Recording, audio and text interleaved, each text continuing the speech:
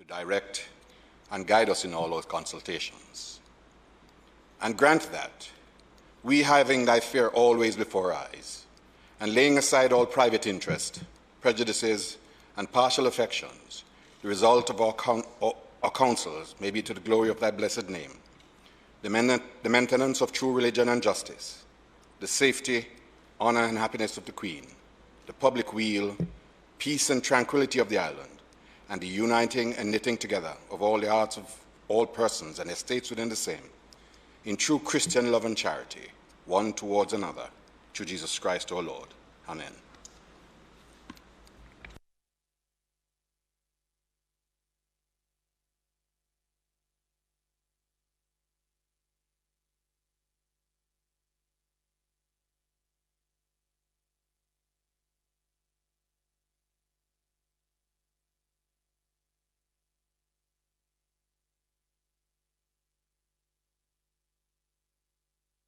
This Honorable Senate now resumes its sitting.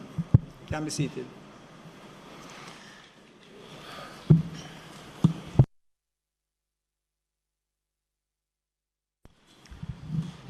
Good morning.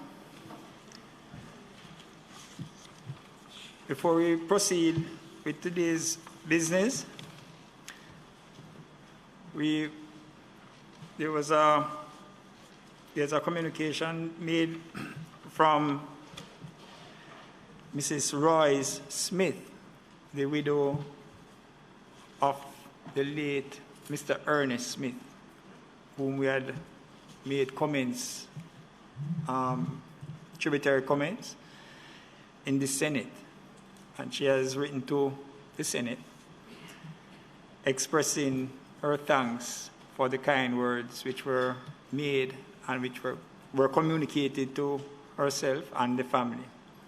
And she has expressed her deepest appreciation for those. So I just wanted to inform everyone that we have been responded to in that regard. Thank you.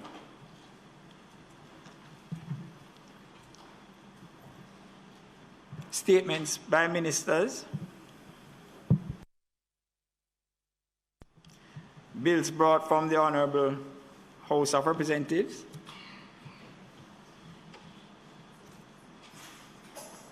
Sorry. Announcements.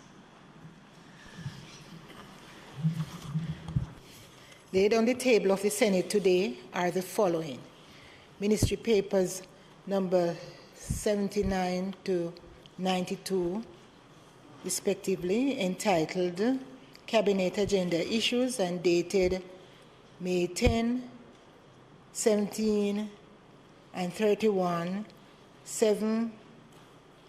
June 7, 14, 21, and 28, and July 5, 12, 19, and 26, and August 9, 16, and 30th, respectively. Annual report on audited financial statements of the Sports Development Foundation for the calendar year 2019. The Jamaica Gazette Supplement Proclamation Rules and Regulations 1499, Volume 144, dated Sunday, November 4, 2021, number 149, Proclamation number 5 of 2021. The Jamaica Gazette Supplement Proclamation Rules and Regulations 1495, Volume 144, dated Sunday, November 14, 2021, number 148, Proclamation number 4 of 2021. The Jamaica Gazette Supplement Proclamation Rules and Regulations 1503, Volume 144, dated Sunday, November 14, 2021, number 150, and the number 186, entitled The Emergency Powers Act, the Emergency Powers Specified Areas in the Parishes of Kingston and St. Andrew Regulations, 2021. The Jamaica Gazette Supplement, Proclamations, Regulations, and Rules, 1537, volume 144, dated Sunday, November 14, 2021, number 151 and number 187, entitled the Emergency Powers Act, the Emergency Powers Parishes of St. James, Westmoreland and Hanover, Regulations 2021, and special audit reports of the Jamaica Customs Agency, bunkering operations, and private bonded warehouse. Thank you. Bills brought from the Honorable House of Representatives. Petitions. Papers. Reports from committees. Notices of motions given orally. Questions and answers to questions. Motions that may be made at the commencement of public business requiring notice. Motions relating to the sittings of the Senate. Motions for leave to introduce bills. Presentation of bills without leave of the Senate first obtained. Public business. Thank you very much, Mr. President. And I must say that today I look forward to a robust sitting of the Senate, a productive one, because we have a particularly full agenda, and it's full of matters of great import for national development. The first two items to be taken are the International Corporate and Trust Services Providers Change of Name and Amendment Bill 2021, and the other, of course, being the United Nations Security Council Resolutions Implementation Democratic People's Republic of Korea Sanctions Regime Regulations 2021, both of which are FATF requirements. And then, of course, we are opening the long-awaited NIDS bill, and I am hopeful that we will be able to take it, if possible, to committee stage, if not further, so that we are able to make progress on that, so that we can close it next week in good time. But we will see how it goes, Mr. President. We're going to work for the best results today. So the first item, Mr. President, if I may start with that, is the opening of the debate on the bill entitled the International Corporate and Trust Services Providers Change of Name and Amendment Act 2021. The bill seeks to amend the International Corporate and Trust Services Providers Act, which we'll refer to as the Principal Act, which received assent on the 18th of August 2017 and which awaits its appointed day notice. Mr. President, the Principal Act was promulgated as part of the development of the international financial services sector and focused on regulation of international trust and corporate service providers to prevent the misuse of these business arrangements as vehicles for illicit ends, such as money laundering and the financing of terrorism. Today's bill aims, Mr. President, to remove the distinction in treatment between international and domestic service providers, bringing domestic service providers under the ambit of the legislation and to strengthen the provisions of the Principal Act. Most of the amendments deal with what we'll refer to as neutralizing language, essentially deleting the word international or international service providers in most of the cases and bringing it into a more collective language. So, Mr. President, just by way of background and reminder for some, trust and corporate service providers often play a key role as intermediaries between global financial institutions and their customers and significantly impact transactional flows between, or rather through, the financial system.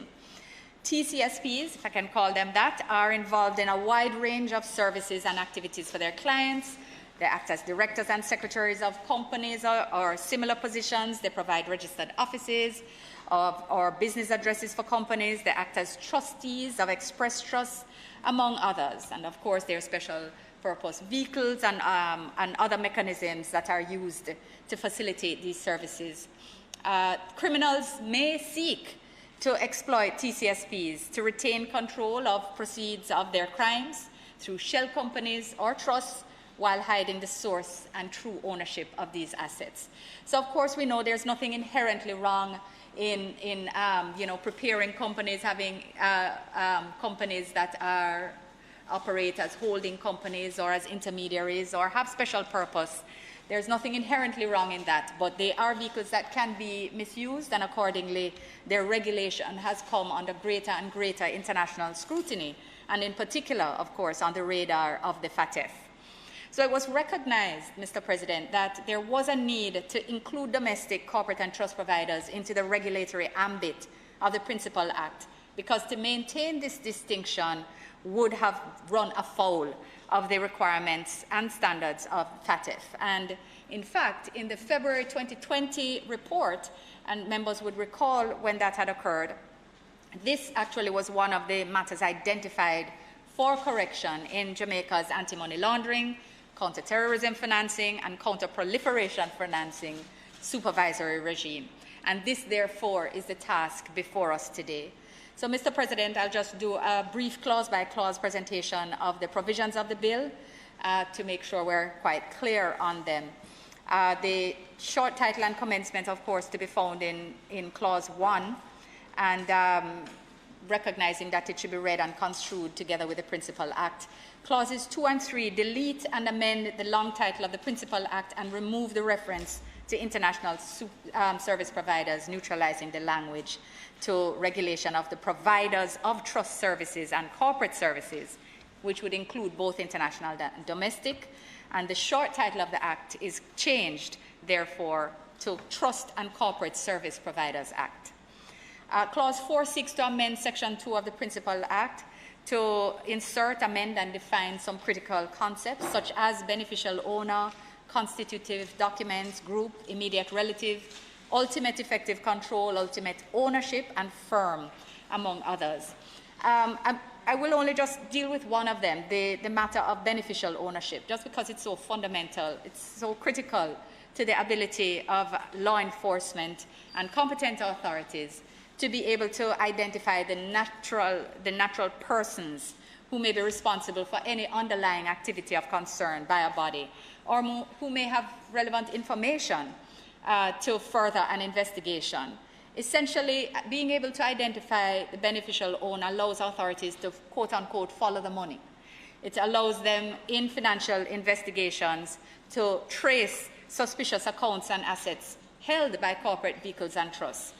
So, again, there's nothing inherently wrong in trusts, in special vehicles, special purpose vehicles. The amendments now being done, however, allow for investigations where they are required.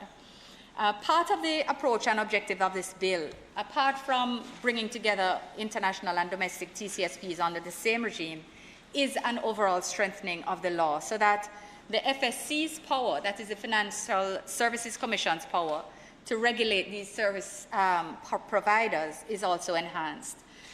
So under Clause 5, Mr. President, a new Section 2A is inserted, which clarifies that the Act applies to individuals, firms, and companies who offer these services as businesses.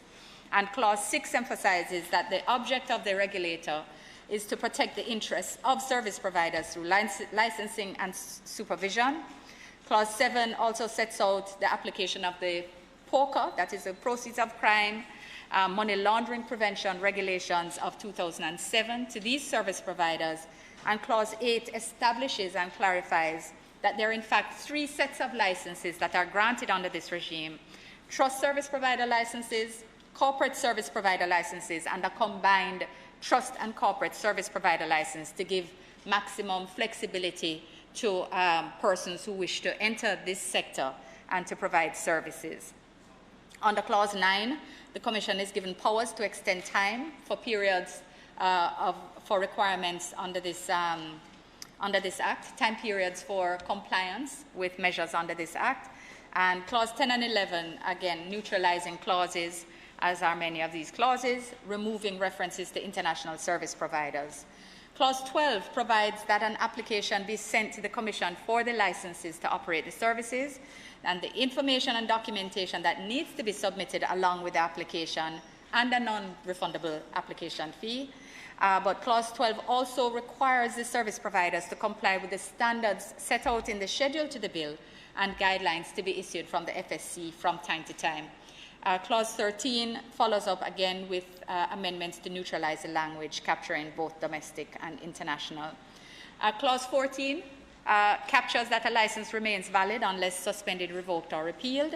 And clauses 15, 16, 17, and 18 address the renewal of licenses, replacement of lost, stolen, defaced, or destroyed licenses, and the fees associated therewith, amongst related matters. Mr. President, just to note that Clause 19 addresses the improvement of the supervisory capabilities of the Commission. It indicates that it's required to keep and maintain up-to-date registers of service providers that record, of course, their particulars. So FATF standards and requirements seek to ensure that supervisory authorities have adequate, accurate, and timely information. Three things: adequate, accurate, and timely information on their licensees so as to prevent criminals and their associates from entering the market. And Clause 19 focuses on this. 20, 21, and 22, again, are language neutralizing provisions. And Clause 23 then sets out the framework for the requisite customer due diligence standards to be met by Jamaica. The provision under Clause 23 requires the licensee to collect and evaluate relevant information about its customers and to maintain these records for a minimum of 7 years. It mandates, among other things, that adequate, accurate, and current records in respect of the identity of a settler, a trustee, a protector, an enforcer, beneficiary, or a class of beneficiaries be kept. And so again, that's, of course, language of trust, and persons in the business would recognize the importance of these in particular. Clause 24 provides that the accounts of licensees shall be audited annually by an independent auditor. Clause 25 expounds on the important role of the principal representative, who has to be appointed and registered as such under the Act. And this is a person who is primarily responsible for the affairs of the licensee and who is required to do all things to ensure the licensee is in compliance with the requirements of the Act. So where the company exists overseas and it is registered to do business, corporate and trust services in Jamaica, they have to have a principal representative who is appointed, and vice versa, of course, who is appointed to ensure compliance with the requirements of the Act. Clause 26 expands on the requirements of trust service providers to keep all assets, not just funds. So the original Act had only just referred to funds, but it's broadened to assets, all assets separate, so that they may be distinguished from other assets kept by the licensee. And the requirement also extends to corporate service providers. Clause 27 provides that not only must service providers notify the Commission of legal and other proceedings affecting their operations, including bankruptcy and insolvency, but it must do so within 7 days after these proceedings and this must be in writing.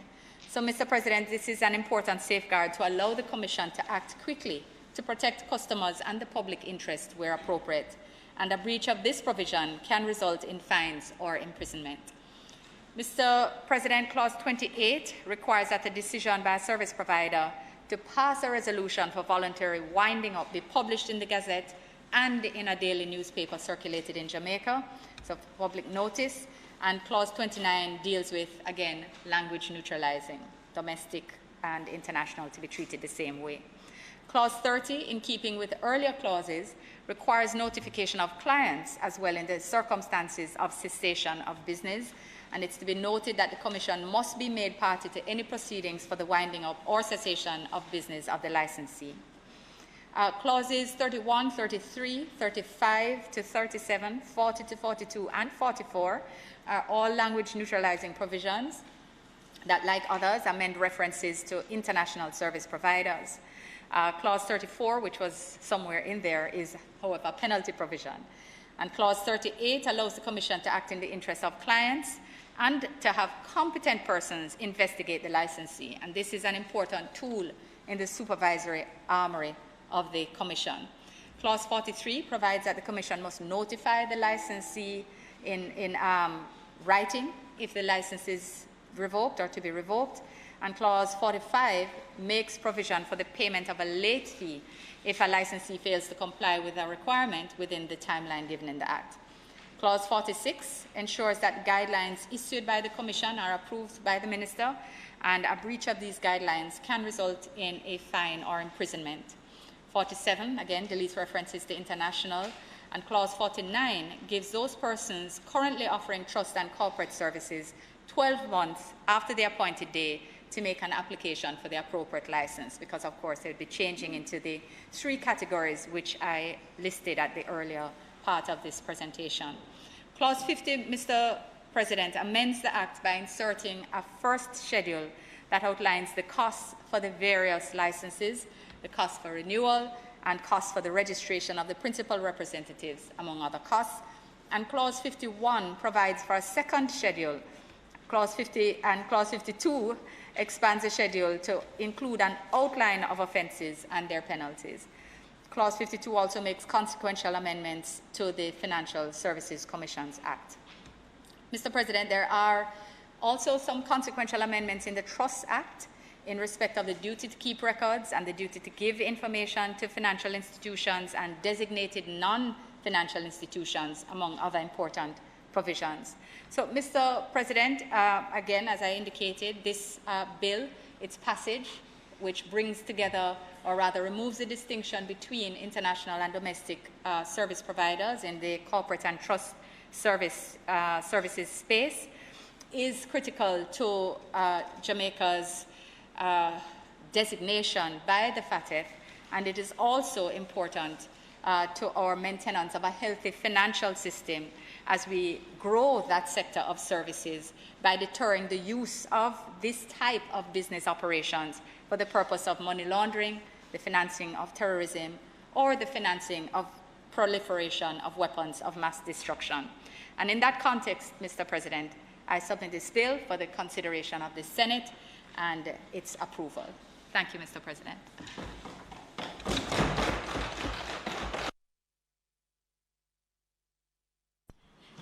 Senator Bunting. Thank you, Minister.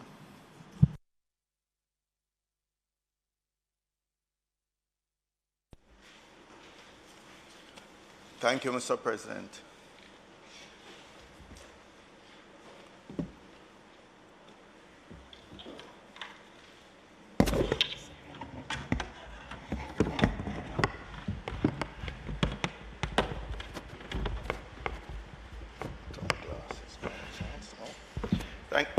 Thank you, Mr. President. In my professional capacity, I'm often on a board or committee reviewing project proposals. And over a long period of time, I've coined a term to describe projects that just won't seem to die. I call them zombie projects, because no matter how many times they surface and they get rejected, they seem to cycle back and keep coming back to an approval committee for a second, third, fourth, fifth, sixth chance. The concept of Jamaica being a center for international financial services, or establishing a center for international financial services, came across my desk in 2006, 2007, during a year I spent as chairman of JAMPRO. And it was a consultant's report, and quite frankly, I read the consultant's report and I saw nothing in there convincing that this made sense. And I wasn't just basing that judgment on the consultant's report alone, because I had worked in this field for much of my professional career. And specifically, a couple of years earlier, I had been invited to sit on a panel in a forum hosted by Euromoney in Barbados. And that panel was discussing the issue of international financial services as an option for the Caribbean, and in particular for CARICOM countries. And it had experts from, Bermuda, Cayman, some of the European tax havens, and it was very eye-opening.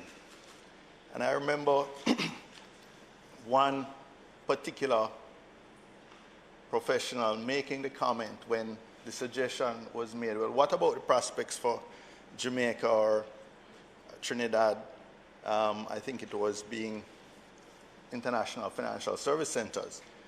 And the gentleman sort of scoffed at the idea and says, when people are looking for safe havens to put their wealth or to domicile their wealth, they're not looking for countries that they'll see on CNN burning cars blocking the road. And I think that may have been a reference to Jamaica's gas riots a few years before. But it brought home to me very clearly what the persons who were the decision makers in that industry thought of the prospects of countries like Jamaica. And in fact, they went on to say that the reason that Cayman, Bermuda, BVI were successful was because they were not independent countries. And they ultimately were limited in their range of decision making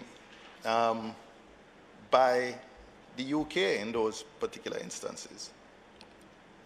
So when Minister Samuda re-emerged with the idea, I think it was around 2010, but certainly not 2008, 2011 period, I made that point and I shared the experience and the previous discussions we'd had around the issue with him.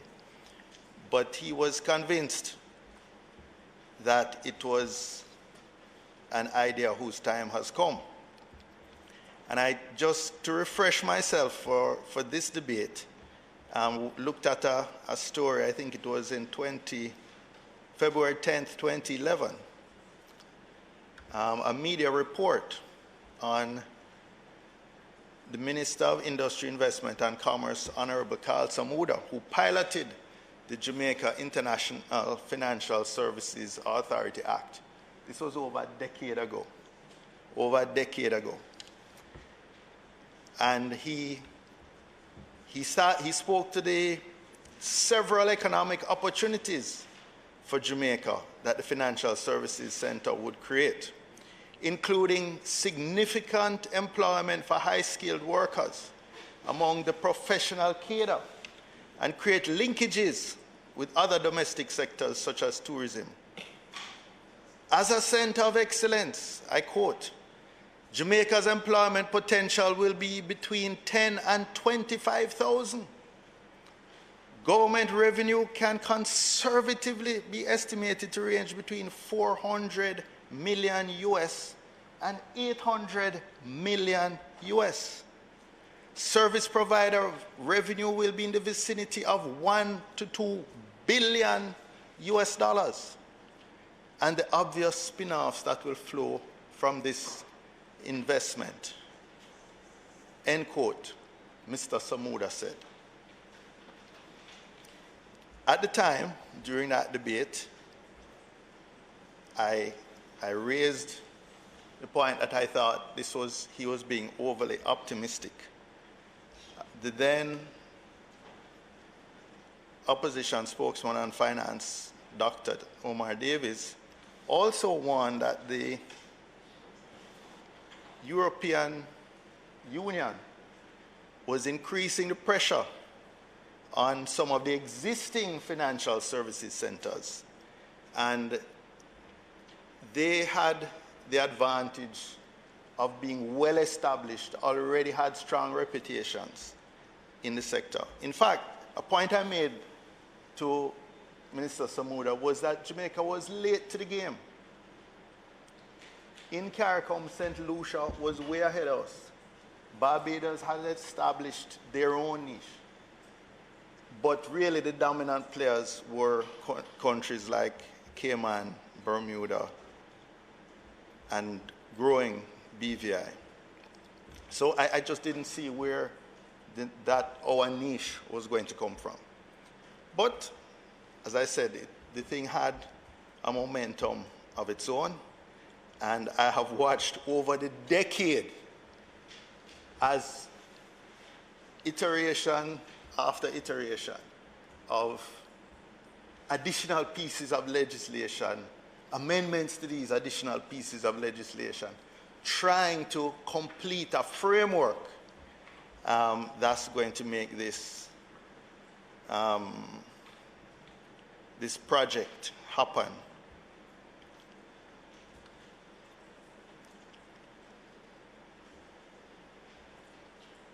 So, today I really don't want to pour cold water on this amendment, but it seems this International Financial Services Center project has had an elephantine gestation, and I'm sure we've spent tens of millions, if not hundreds of millions, of consultancy fees and a lot of effort. And I'm sure not all of it would be paid effort. A lot of it, I know somebody like Eric Crawford gave a lot of time, somebody I have a great deal of respect for. And I know he anchored the effort at one point, and I think it was on a voluntary basis. And, a lot of effort has been put into making it work. But will we come to a point when we say, is it better to cut our losses? Is it better to cut our losses? We've been at this now 12 years. Maybe the minister can tell in her closing whether we have actually, how many of the 10 to 25,000 persons have we employed so far? How much of the 400 to 800 million US in revenue has been realized? When I spoke, and again I'm quoting from media reports, Mr. Samuda scoffed at my suggestion then that Jamaica is a long way off from achieving this plan. So this is February 9th, 2011. I said in Parliament, Jamaica was a long way off from achieving this plan. We're here a decade later, still trying to complete the framework.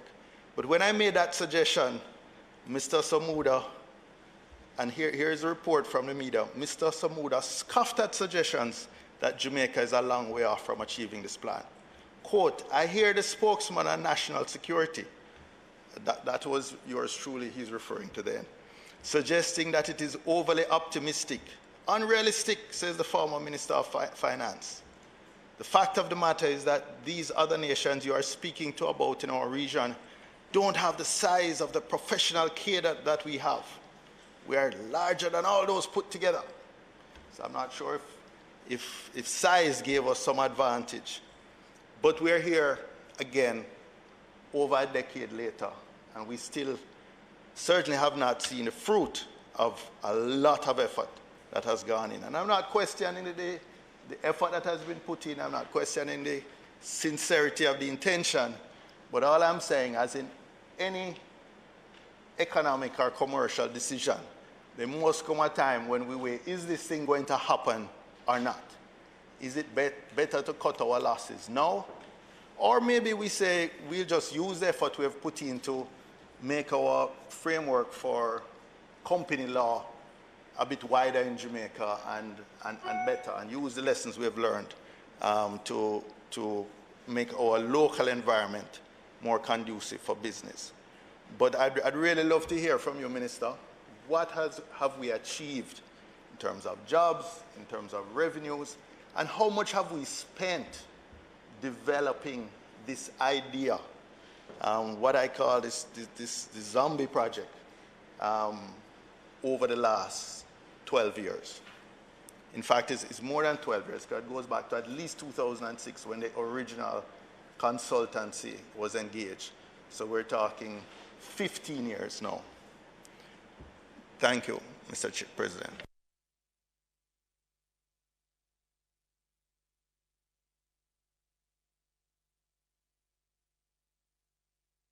Minister. Thank you, Mr. President. Mr. President, I must admit that I don't have some of the detail that Senator Bunting has raised today, and in respect of the performance of the sector over this period of time. But the mere fact that this bill that we're amending has not come into effect certainly speaks to one aspect of it having been constrained, at the very least, an area of particularly lucrative potential.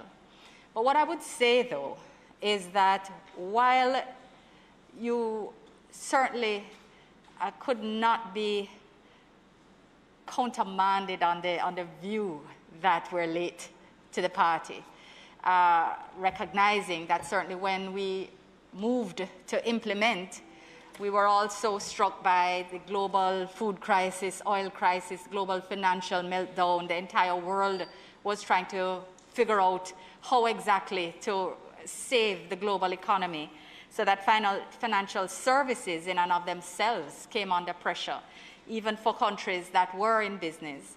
That there is significant opportunity that still exists because there have had to be so many adaptations in a sector which we are entering, and have therefore been able to maintain some of the potential that we have for areas.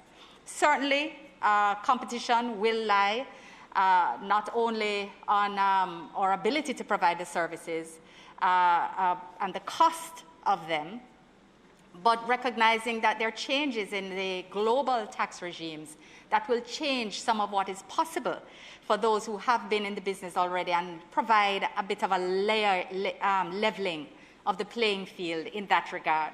So potential still very much exists, and we do need to maintain a vision that allows for the employment of all the lawyers coming out of our law schools. We have to make sure that we're building a pathway for all the accountants that are coming out of our various tertiary institutions. Because what is recognized is that if Jamaica is to move up the value chain of global services, as we know we have the potential to do, this represents a very real growth path and a very real way to absorb all of the new young potential that is coming through our tertiary institutions. There has to be a way to absorb them, so we have to make sure that we're putting the frameworks in place. Now, the matter before us today, we are late, but better late than never is the point. And the fact is that having had to surpass much of what some of these countries have been through, they have had to absorb a lot of costs for adaptation, which we have not had to, because we're coming in with a framework that is adapted to the new global regime. The point of employment and potential employment should not be lost.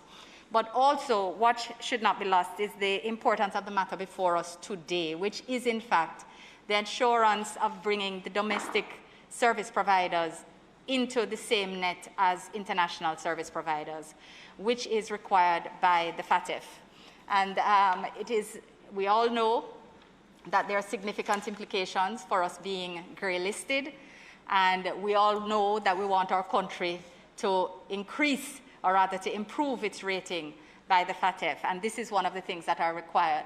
So as we move along the path to provide this new gateway for employment, and we have been building our reputation in terms of global services in the interim. Certainly, Jamaica's reputation in the BPO sector and in the global services which are enhanced in that arena has continued to grow, and it has in fact benefited during COVID by the flexibility and agility that was injected into the system allowing us to maintain employment and achieve pre-COVID employment levels in that sector, because investors are looking at Jamaica and saying, these guys are serious about doing business.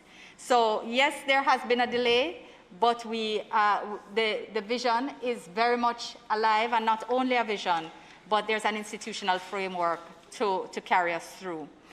So I just have one point to make before I close this debate and ask for second reading, and that is that there is a single amendment to be made in clause 4.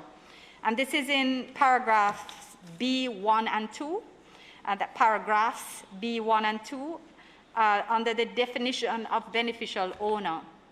The intention is to delete the words any individual where they appear and substitute in each case an individual. It's just to harmonize the language to make sure there's no uncertainty about what is intended under the definition of beneficial owner. So that is the sole amendment to be proposed. And with that, Mr. President, taking the position of the House to be that the importance of this bill is recognized and supported, I would ask for second reading of the bill. Thank you, Minister. The question is that the bill be read a second time. Those in favor? Aye. Those against? The ayes have it.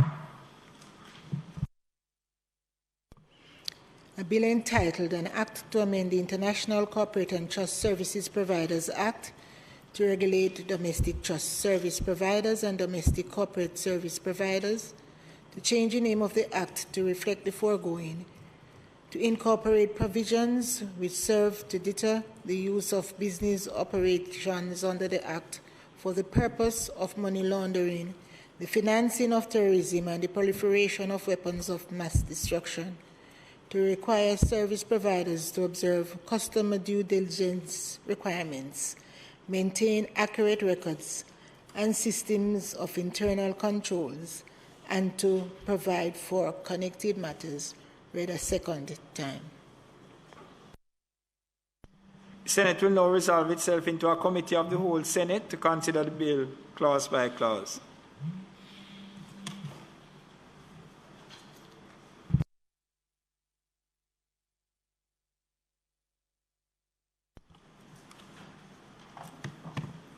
I put clause 1. Those in favor? Those against? The ayes have it. I put clause 2. Those in favor? Those against? The ayes have it. I put clause 3. Those in favor? Those against? Ayes have it. I put clause 4. Thank you, Mr. President. Mr. President, the amendment to clause 4 is that in paragraphs B1 and B2 of the definition of beneficial owner, that the words any individual will be deleted wherever they appear and substituted, therefore, in each case, the words an individual. Mr.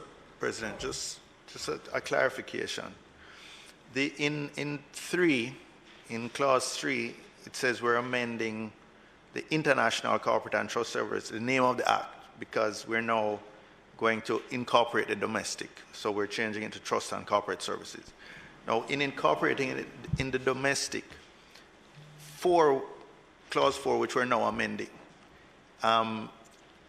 could you explain how this will apply in the domestic, and particularly the clause 4, B1 and 2, which we are going to amend. A corporate services provider, would this include, for example, say the Jamaica Stock Exchange Central Securities Depository? I'm going to take specific advice on that. That is whether the JCSD would be included, but that's not my understanding. You're asking, because so this will apply to any entity, and as indicated earlier, any person, any firm, or any company that applies for and obtains one of the 3 licenses that will now be offered. And those licenses will be the only license. So there won't be a set of international service providers and domestic service providers. Which is why I'm just trying to get it clear in my mind now, because previously this was exclusive to international. Right. So now you can offer those services here as well. You can apply for the license here as well, any one of the 3, whether to offer trust services, corporate services, or both. And in order to do so, you will have to comply with the FSC's requirements in order to become a licensee.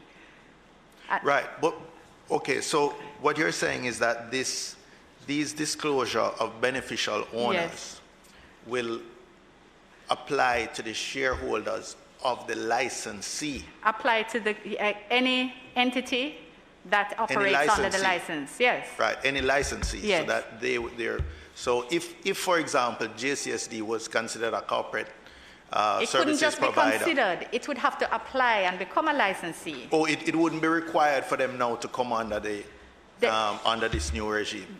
My understanding is that the JCSD is not offering this type of service. But I mean, it sits in its own rubric, but let me just take some clear advice on that. Well, it's a depository. It is a depository, and but it's a service provider, so but it's not providing corporate services in the sense of the financial services sector that we're considering. They are the depository They're of a custodian. all. They're a custodian. Yeah, but they don't hold these things in trust in the way that we are managing trusts under this.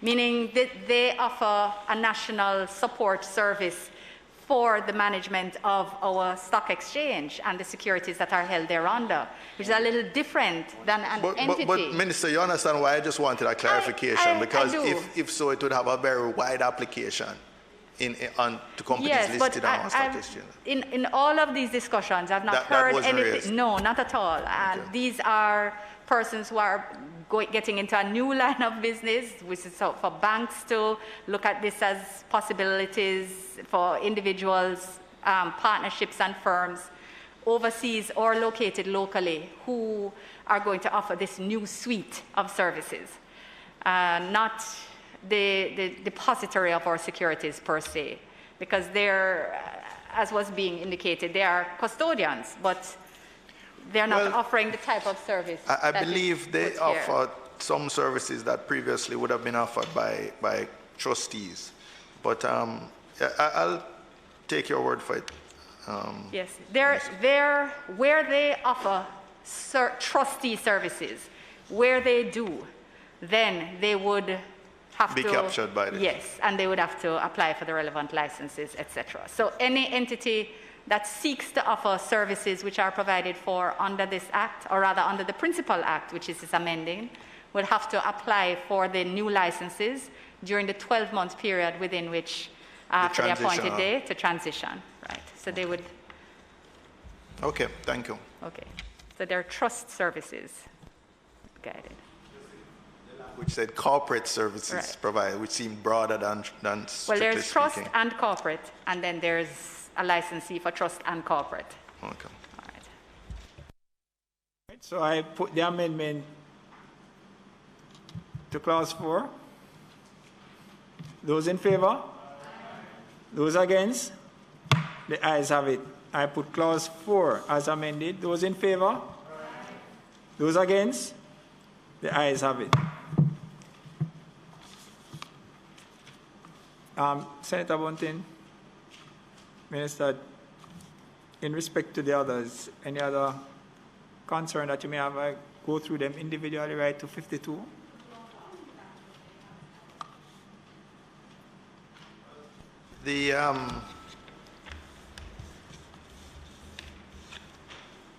I would just ask, again, going back to the memorandum of objects and reasons, the third paragraph, the opportunity is also being taken to incorporate internationally acceptable provisions which serve to deter the use of business operations under the Act for the purposes of money laundering, the financing of terrorism, or the financing of the proliferation of weapons of mass destruction. So we're bringing some of this, we're using the opportunity to bring some of this into the domestic regulatory space. And I'm just wondering if I quickly read it and I'm not, you know, I didn't pick up anything, but if the minister could point out if there's any specific clause that focuses on bringing these anti-money laundering provisions, which were previously only in the international financial services space, into the domestic space, that she could highlight.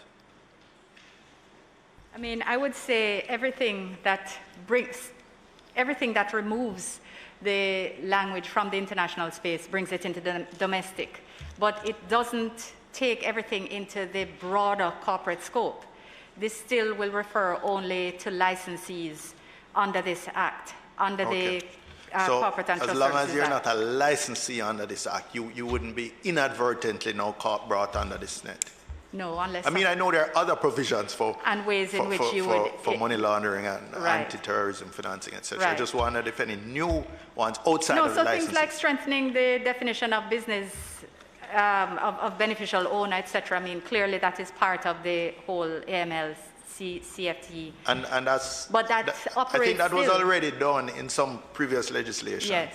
So, but this is just specific to licensees. Absolutely. And as long as it's just specific to licensees, I have no issue, Mr. President, with any of that.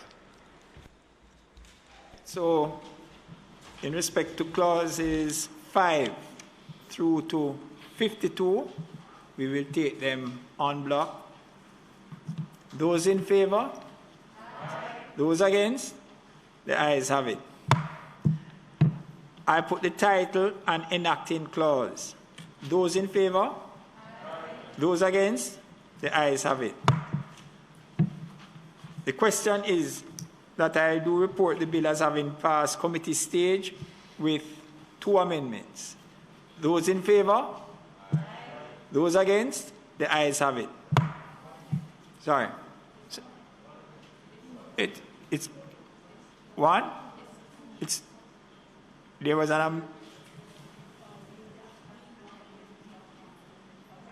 2.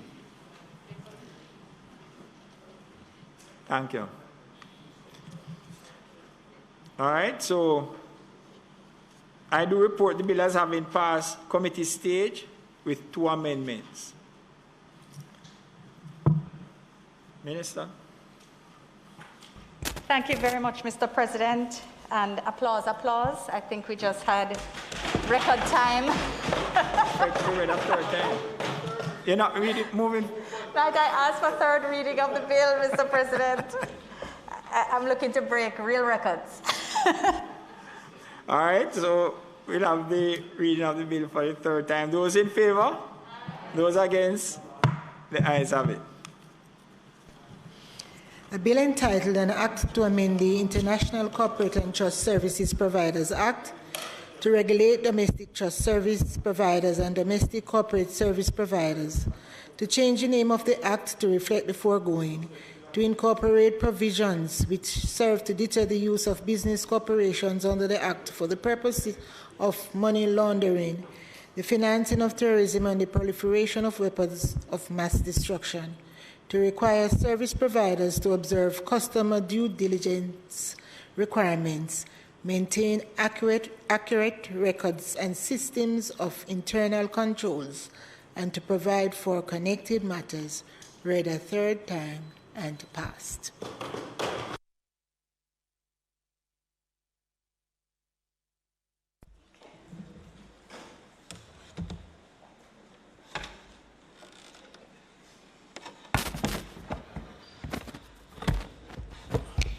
Minister, if you would, just before you move on to the next item, in your business statement earlier, contrary to what we had discussed before the Senate commenced, you sent a communication now suggesting that you would wish us to go straight to committee on NITS.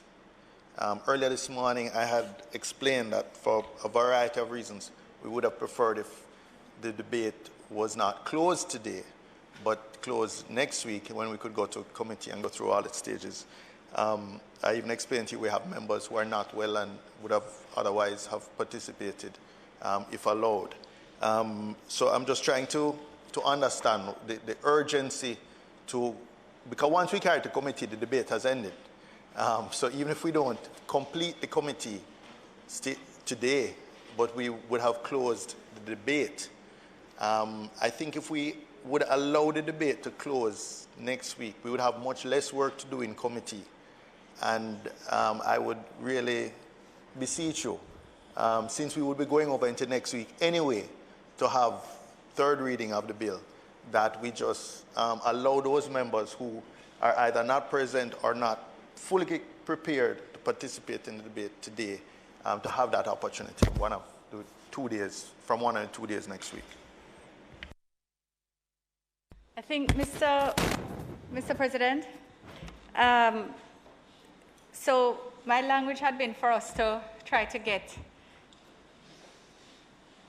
if we could possibly get to committee, to take the matters to that. And even if we were to allow for one member, because you had said there was one member who was sick, then, you know, that would be better. But I think the concern was that you're saying that there are other members who would also just want to work more on their presentations. But this was not only tabled quite some time ago, and I'm sure everyone would always want to fine-tune. The issue was to see if we could take it as close as possible so that we would be able, when we reconvene next week, that what would be dealt with is a much more condensed time. So we know that we will fit within the period of the day. We know that there are members, myself included, who have to leave the island, and therefore, so the aim is to try to manage the agenda as efficiently as possible, given that the bill was tabled from in October, to allow us. So I understand you have a member who is ill, who still wishes to contribute. I'm happy for us to make an adjustment, although I know, but trust me, there are members here who were saying to me they would love if I could give them more time, but we have to try and manage the thing as best as possible. So I'm asking if we can take the contributors who are present today to get us to a point where we would have less to do next week. Well, what I would offer as a compromise, Minister, I would ask all members who, as many members, anyone who can present today, to do so. You know, I will urge them to try and assist you. But I really wouldn't want it to close it today, or to get to committee, which essentially closes the debate today. Let's see how far we can get. Let's see how far we can get. I think that's the point. The point is to try to front load the agenda today, be as efficient as possible. We know that the bill has been through a whole lot already, so, you know, it's been 40. It's been 40. It's been 40 years. It's been 40 years, Senator Bunting. But Minister, let me just try and get. What are we doing now? Are we proceeding to the United Nations? Yes. Okay. All right. Proceed. yes, I think Mr. Bunting was anticipating. I'm going to use that word. And not any other which is also available to me at this time. Sorry.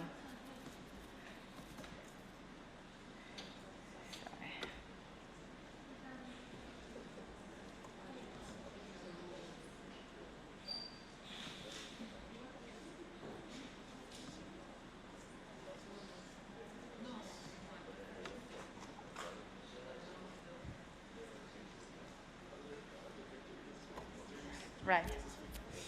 Thank you, Mr. President. And Mr. President, it's now intended to take the United Nations Security Council resolutions implementation, Democratic People's Republic of Korea Sanctions Regime Regulations 2021.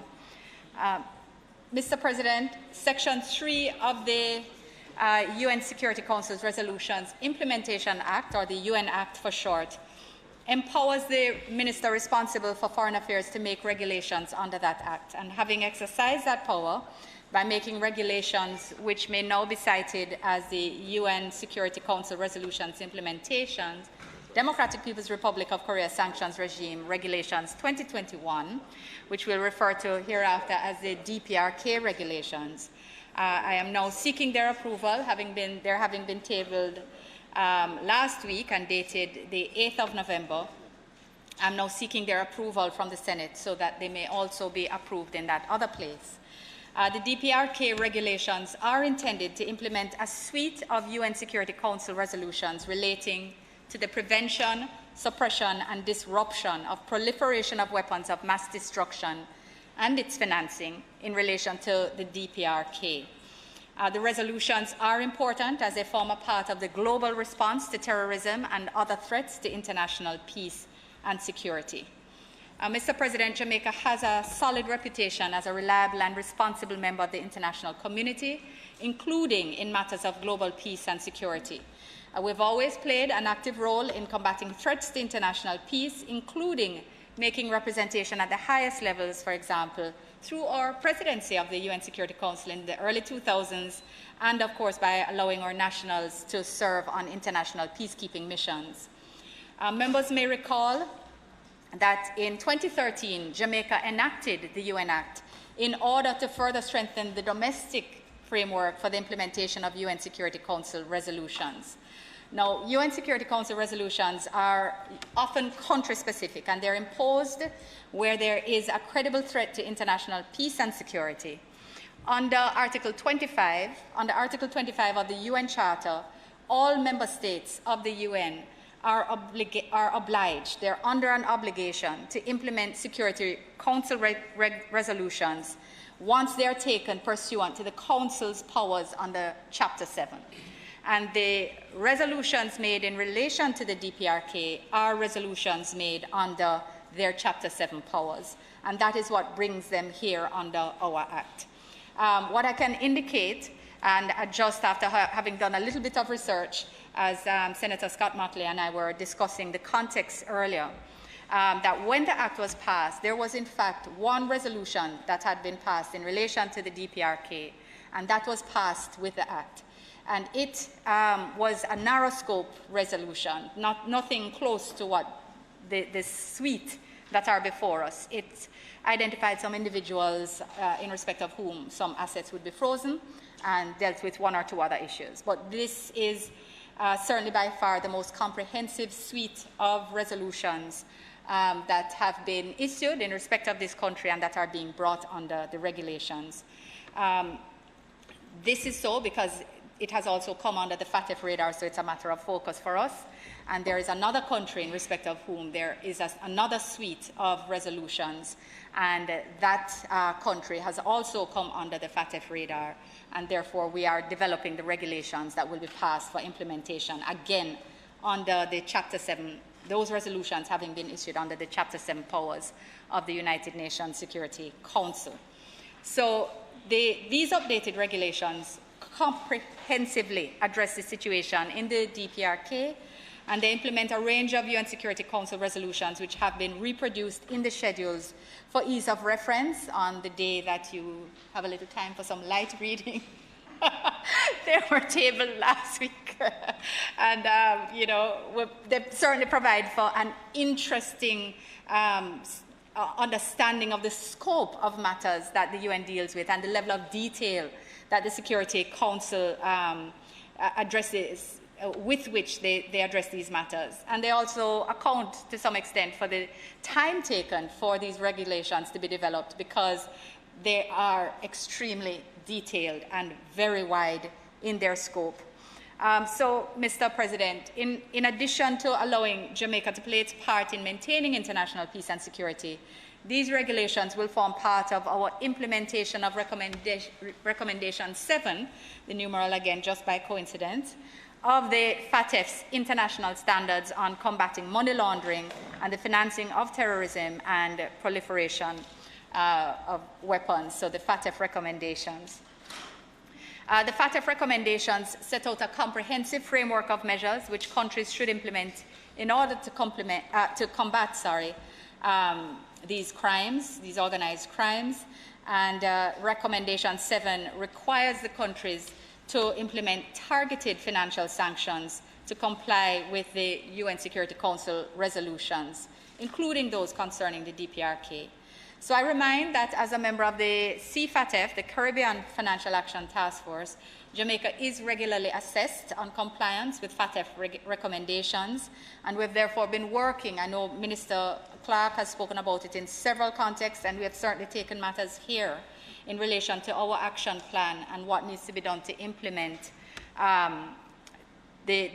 all the measures that are needed to get us off the grey list and to ensure that we avoid any further consequences of that category or that designation. Mr. President, so I know that by now members on both sides are clear on the importance of implementing FATF recommendations. We understand their importance to our international banking relationships and how ultimately, even beyond consideration of global financial markets, how they can affect individuals in terms of the ability to use your credit card to shop online, or even the rules that are in place in respect of opening bank accounts and how easy it is for the average citizen.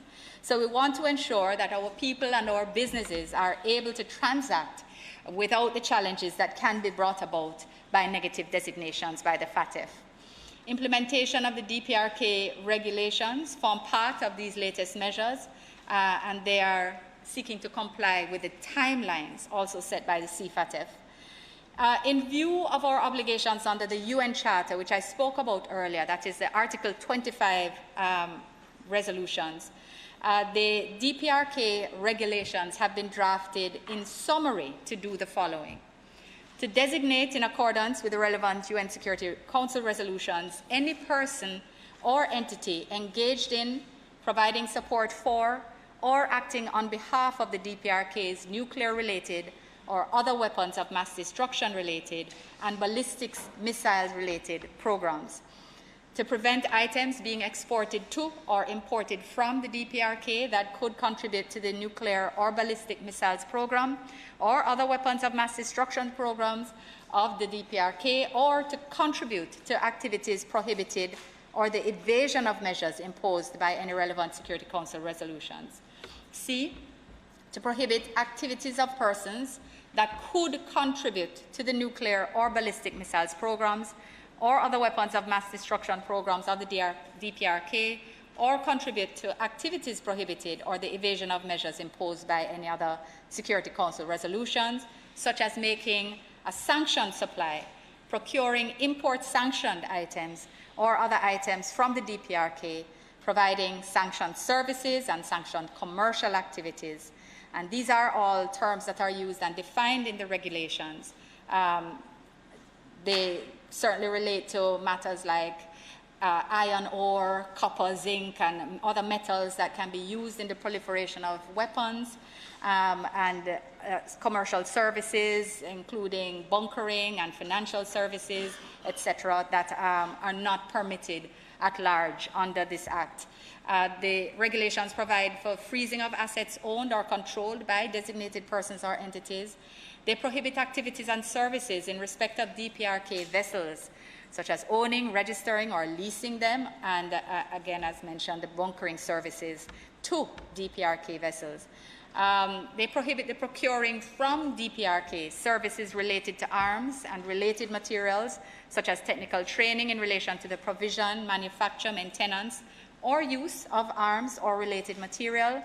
And they empower the minister to grant permits to carry out prohibited activities and services where the minister is satisfied as to certain conditions. So essentially, there are carve-outs which allow for activities to be permitted on a humanitarian basis.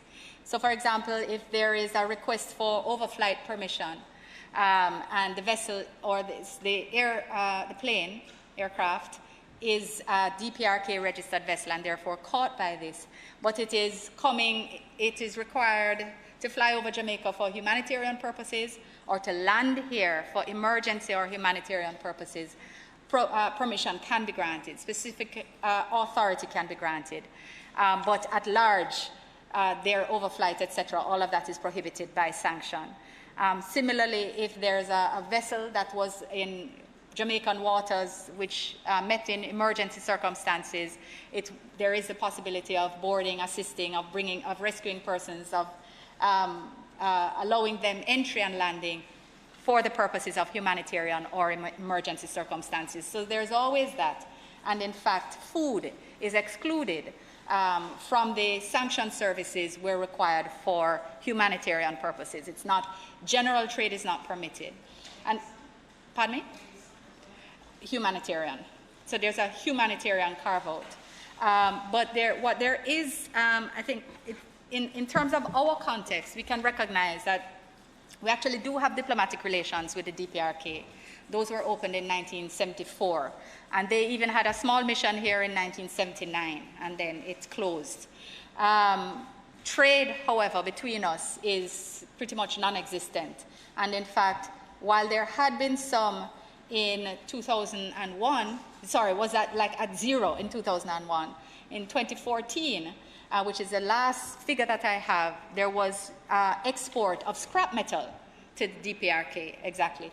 But since then, there has been, they have actually been removed from our Asecuda system to prevent confusion, even with persons who wish to select South Korea but selected in error. And there is, therefore, no trade occurring at this point in time. So the direct impact on us is anticipated to be minimal in its reality, but it's important for us to recognize that the framework is here and it's being implemented for the purposes of our UN membership as well as the FATF requirements. So I have a detailed set of descriptions of what each paragraph provides for, Mr. President, and I know that members are deeply interested in how it will work. The freezing of assets, the listing of assets that can be frozen, what is sanctioned, what is unsanctioned, the varying layers of connectivity that would bring someone within the remit of this act. But if it is that members prefer to go under the rubric of the summary which I've just given, and then, of course, to indulge themselves in the light reading thereafter, given that they're really very specific and very detailed, Mr. President, then I would be happy to oblige. So if there are questions that are raised about the resolutions, then I could answer them based on those details. But other than that, I would simply close this opening at this point in time and welcome the opposition's perspective on this important bill. Thank you, Minister. Senator Scott Motley. Mr. President, the leader of government business kept on pointing to me as she spoke. And that is because this morning I went to her and I asked her, really, what was this? And asked for a lecture on the area, which the documentation is, as she says, extremely detailed. I cannot say that I went through it altogether, but it is very, very detailed. And what I'm taking away from it is that it was actually triggered by the fact that the Democratic People's Republic of Korea had conducted a test of a nuclear weapon on the 9th of October 2006. That's, and so on. And that constitutes a challenge to the Treaty on Non-Proliferation of Nuclear Weapons and to international efforts aimed at strengthening the global regime of non-proliferation of nuclear weapons and the danger it poses to peace and stability in the region and beyond. I hope I got that right. So, of course, Mr. President, I acknowledge our appreciation to the Minister of not going through the document in its entirety. We did have some sort of understanding that it would be so. But I must tell you, when I looked through the list of some of the things that were of concern, COVID-19 was not on it. And so it actually showed that the document was dated, because I'm sure that would have been added to the viruses which are enumerated here, and of which chikungunya actually forms a part. So without further ado, Mr. President, I signal our approval of this resolution, if it pleases you.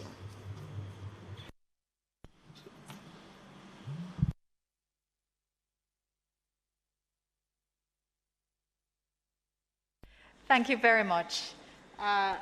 Thank you very much, Senator Scott Motley. And yes, indeed, it is. It's an interesting world in which we live, but and to see that there are matters triggered from as far back as 2006, which are captured in the resolutions and the regulations in such a detailed manner, bring to the fore the very technical work of the United Nations Security Council and, in fact, the UN itself. And Jamaica's passage of this law, as I said, this resolution, these regulations, will not only have the very critical importance of bringing us further in line with our FATF recommendations, bringing us into compliance, and completing critical measures that are required under our action plan, but they certainly also contribute to Jamaica's maintenance of our role as an important player in the maintenance of peace and security. As you know, our foreign policy, part of our foreign policy is to be a good global citizen, and part of that is supporting, to the extent we can, international peace and security. So I thank the opposition for their support of this regulation, of the resolution before us, and Mr. President, ask that the Senate give its approval formally. Thank you, Minister. Members, you have heard the question. All in favor? Any against? The ayes have it. Minister.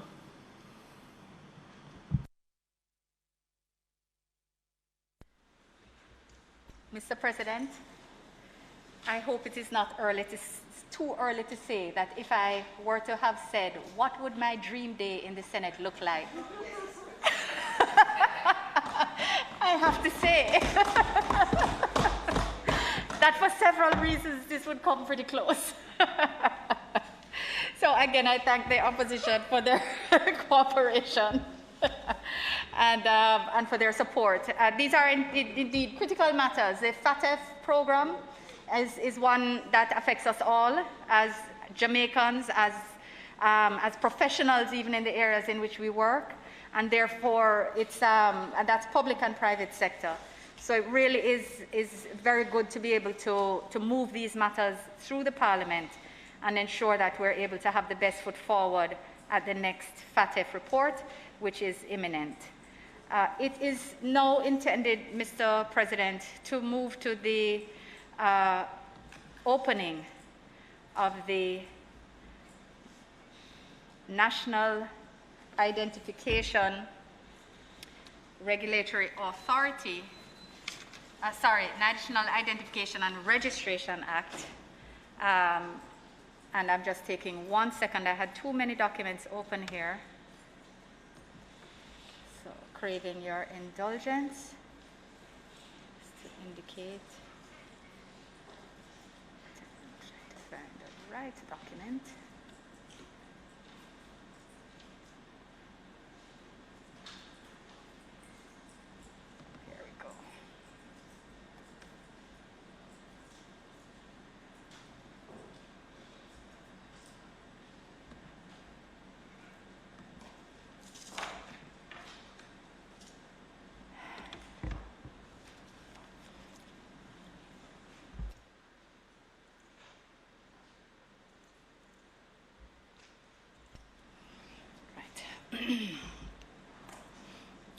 So, Mr. President,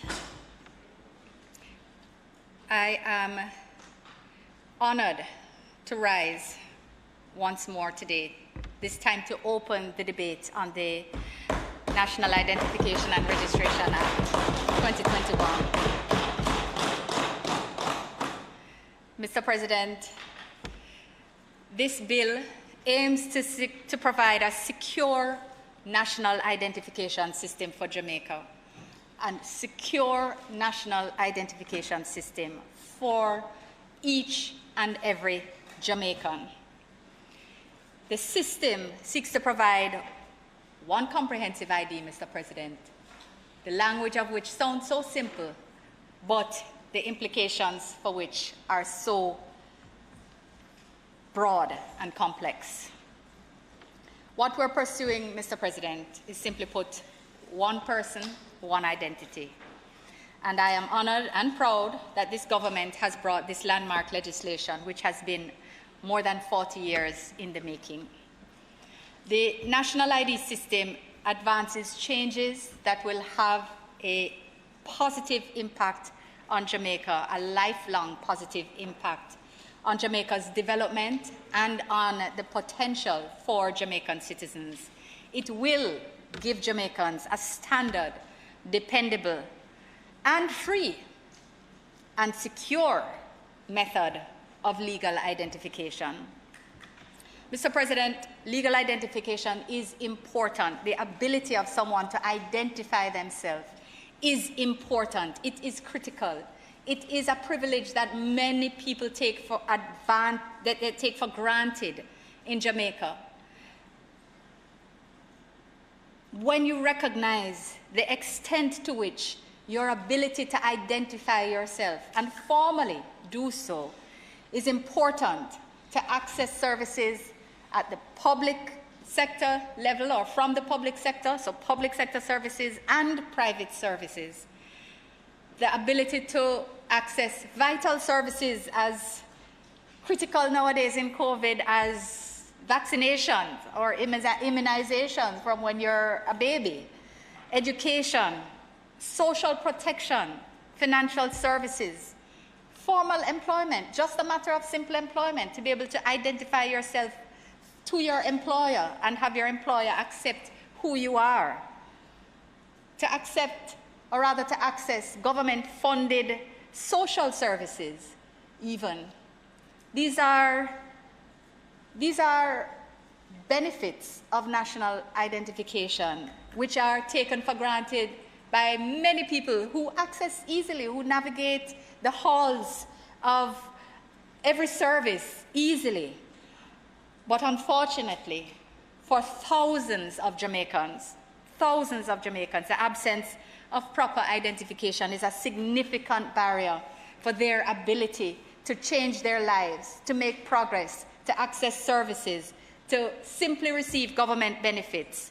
Too many Jamaicans experience enormous stress when dealing with institutions such as banks, such as government agencies. They are intimidated, and part of it is that very first thing, which is how to identify yourself. Often taken for granted, Mr. President, but I even recall when the first ZOSO was created, one of the first things that needed to be done was to provide birth certificates for all of the young people who hadn't been able to be registered in school or who were seeking employment, who were seeking to access a HEART program, etc., but had always been blocked at that first stage of being unable to provide any basic identification or the certificate as a means to the next stage of identification. And it is chronic, Mr. President, chronic, and it is a barrier to so much. Currently, a Jamaican's identity is verified through a combination of multiple documents, such as passports, taxpayer registration numbers, voter identification cards, school identification cards, and driver's licenses. These are functional identifications in that they were created by legislation for specific purposes, but they cannot be used as a standalone or ubiquitous proof of identity. We know that the passports are out of the cost reach of some, and so not everybody wants to travel. We know that the TRN doesn't have a photo. We know that the voter ID only comes after 18, and it is, again, special purpose, so in terms of the information that is sought from you when you, and the process that's built around it. School ID cards, again, available to you if you're registered in an institution, but they follow no standard layout or form that allows them to be generally accepted as a formal national ID. And driver's licenses, again, after 18, and again, only to those who are seeking to drive. So, Mr. President, none of them solve the problem of identity on their own.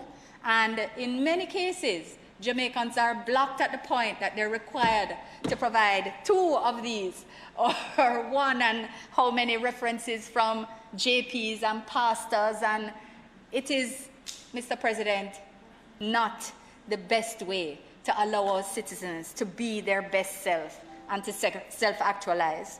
So, Mr. President, transporting, securing, and providing multiple identification documents is found by many to be dangerous, frustrating, time-consuming, and an inefficient way of doing business. This bill will allow for the national ID alone to be sufficient proof of identity, removing the need to provide multiple forms of ID. Indeed, it is actually expressly stated in the Act that where your NID is provided, where your NIC is provided, your National Identification Card, where a valid card is provided and verified, you cannot be asked to provide another piece of identification. So once you deal with your application and authentication up front and you get your card, that is now all that is required, all that will be required by law in Jamaica.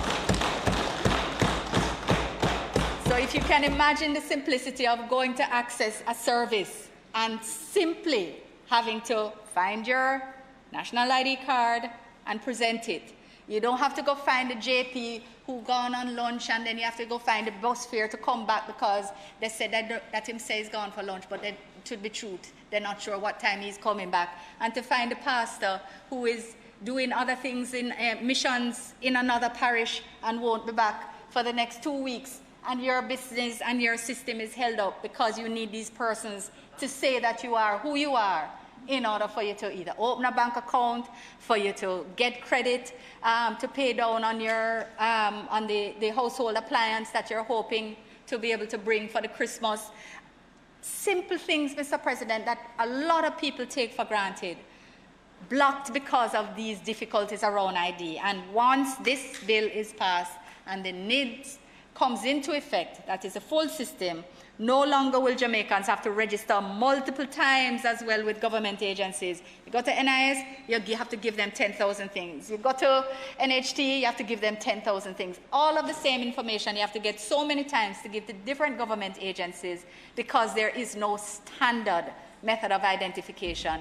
This will change that, Mr. President. It will change the way we do business and the way Jamaicans are able to access services in Jamaica.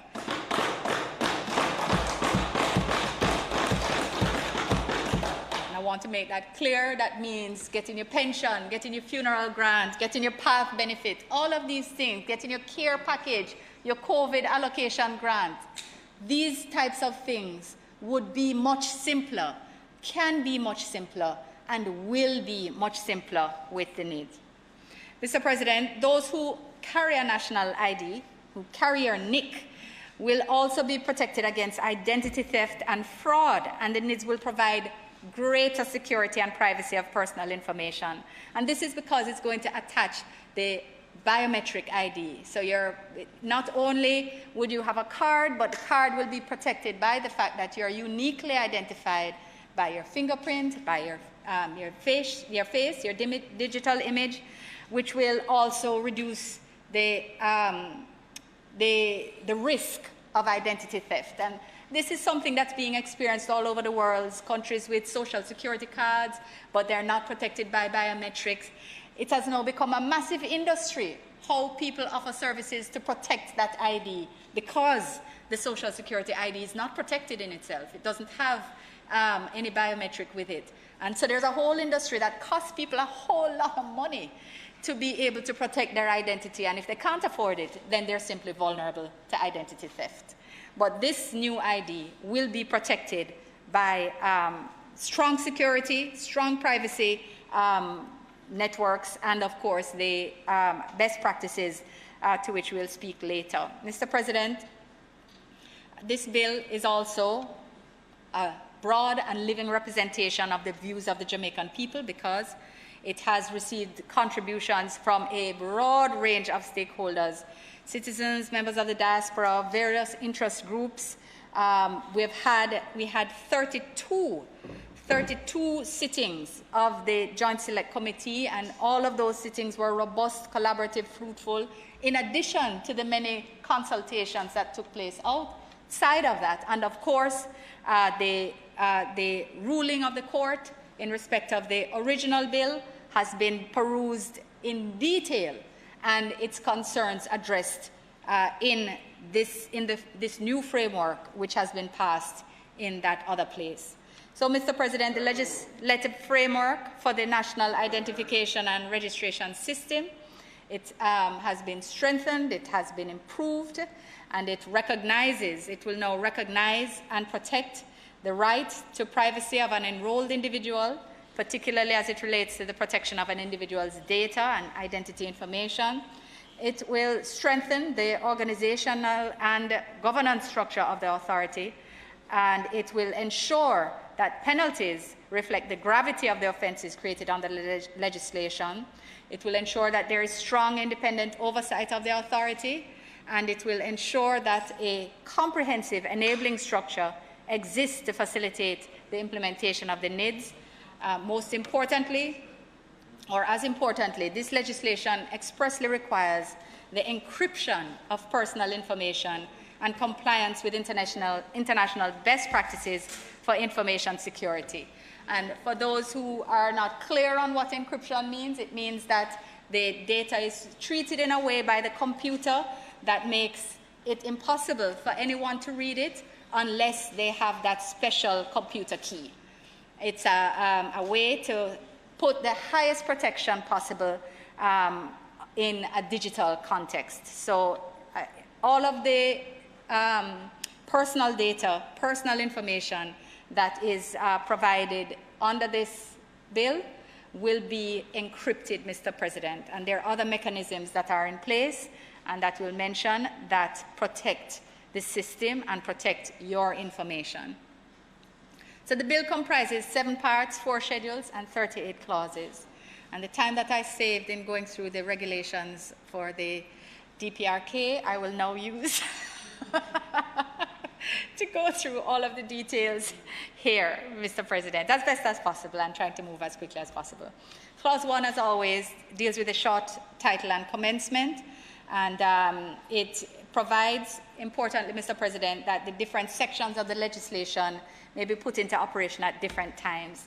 And what this will do is facilitate a streamlined, strategic, and practical implementation of the NIDs in line with the Data Protection Act, which, you know, will take effect for the NIDs as soon as it comes into effect. So there will be no transition period.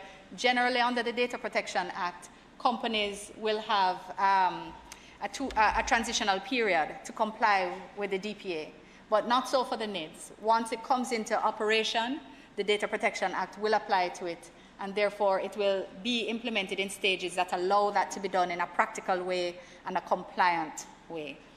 Mr. President, Clause 2 details the interpretation of different terms. And I think there are a few that I just want to highlight so that our understanding of the debate is also as optimal as possible. Authentication means the process for the authentication of the national identification number, or by which the national identification card is proved. So the authentication process is what happens when you have a card and you present it, and the system checks back with the database to make sure that this number is a valid number. All of that is encrypted and following the highest security protocols, and it doesn't share your personal information. There will be a digital protocol that allows for that verification to come back. Like when you run a credit card, and it takes some time to come back and tell you whether it's approved or not. When you present your national identification card, the body that you present it to can authenticate it digitally.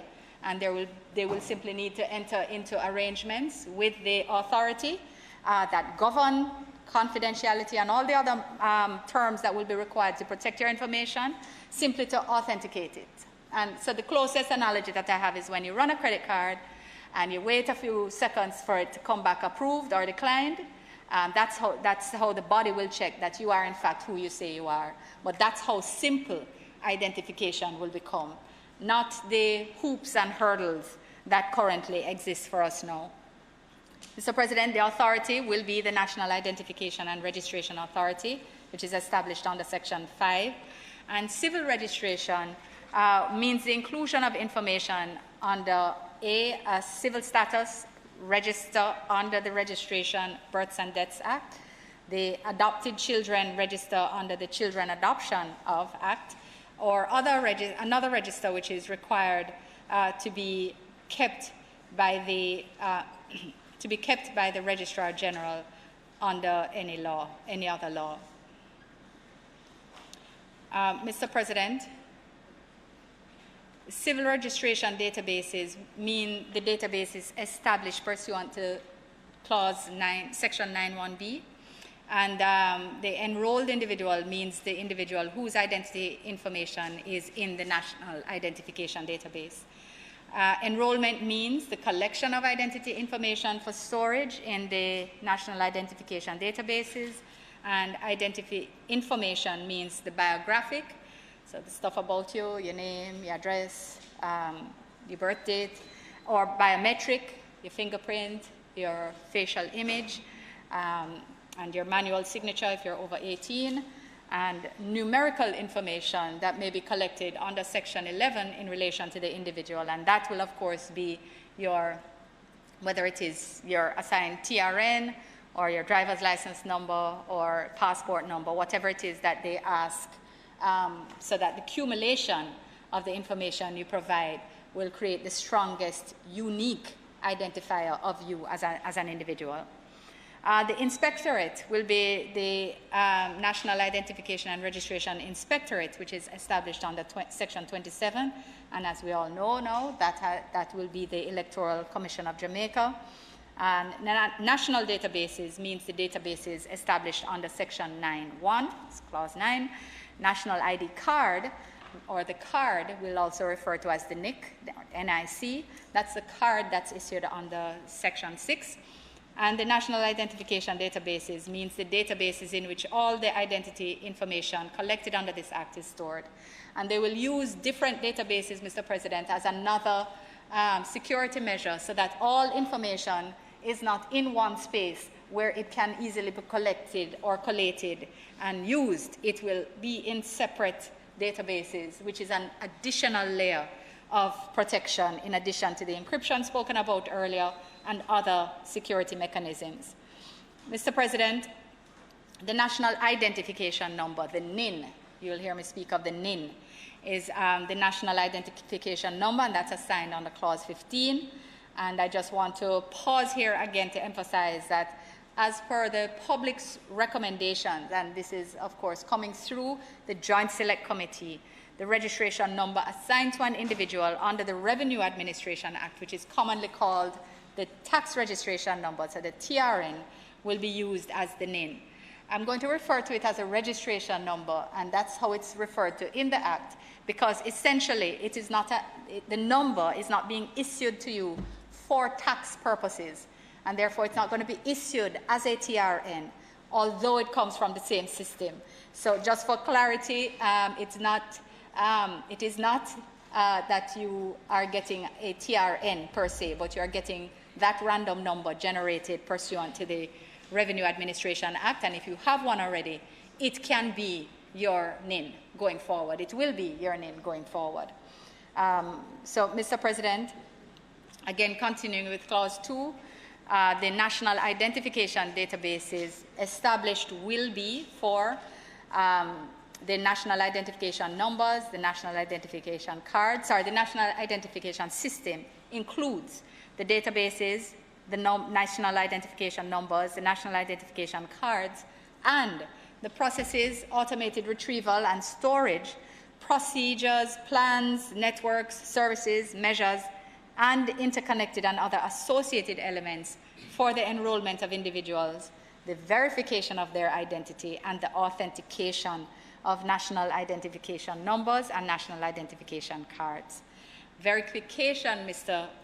President, is also another term to be important. That's important, and it's not the same as authentication. So authentication is what happens when you present your card and it's authenticated, like a credit card. And verification is a process that occurs in terms of the elements of your enrollment. So when you are applying to become a member of the NIDS, when you're applying to get your card, to be enrolled in the system, the authority will have to go through a process of verification to ensure that what you have provided is in fact accurate, that it is so that what comes out of this enrollment process is the cleanest, most accurate database that is possible.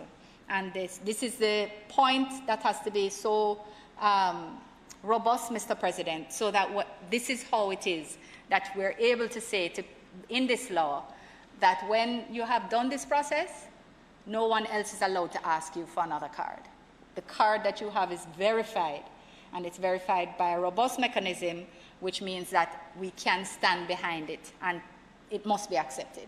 And that gives the certainty and strength to the identification, Mr. President.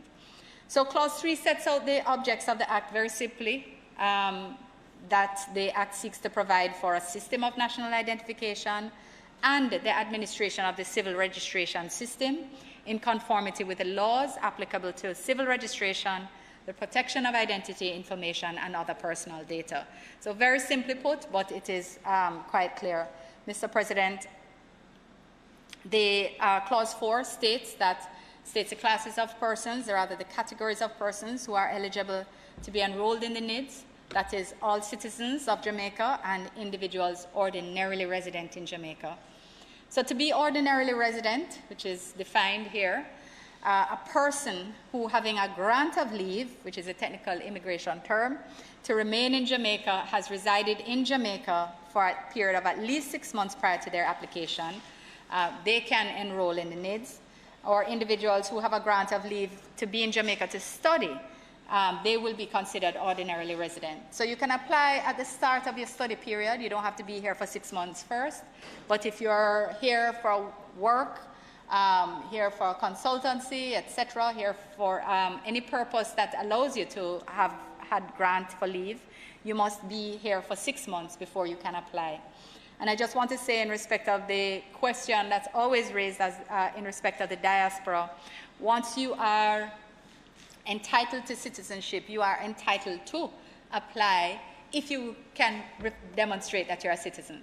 So you would need to have, whether it is your valid passport, which would, Jamaican passport that is, that reflects your Jamaican citizenship, or some other certificate of citizenship, which might be issued by PICA in order to demonstrate that you are in fact a citizen of Jamaica.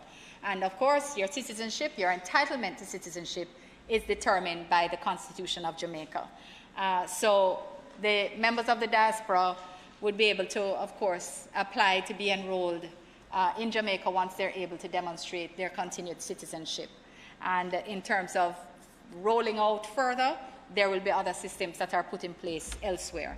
But as it's voluntary, the concern regarding immediate enrollment would, of course, allow for that flexibility and for that question to be met in time. Mr. President, Part 2 provides a great deal of information regarding, or this framework for the administrative details of the NIDS. It establishes the NIRA, the National Identification and Registration Authority, as the body corporate which will administer the NIDS.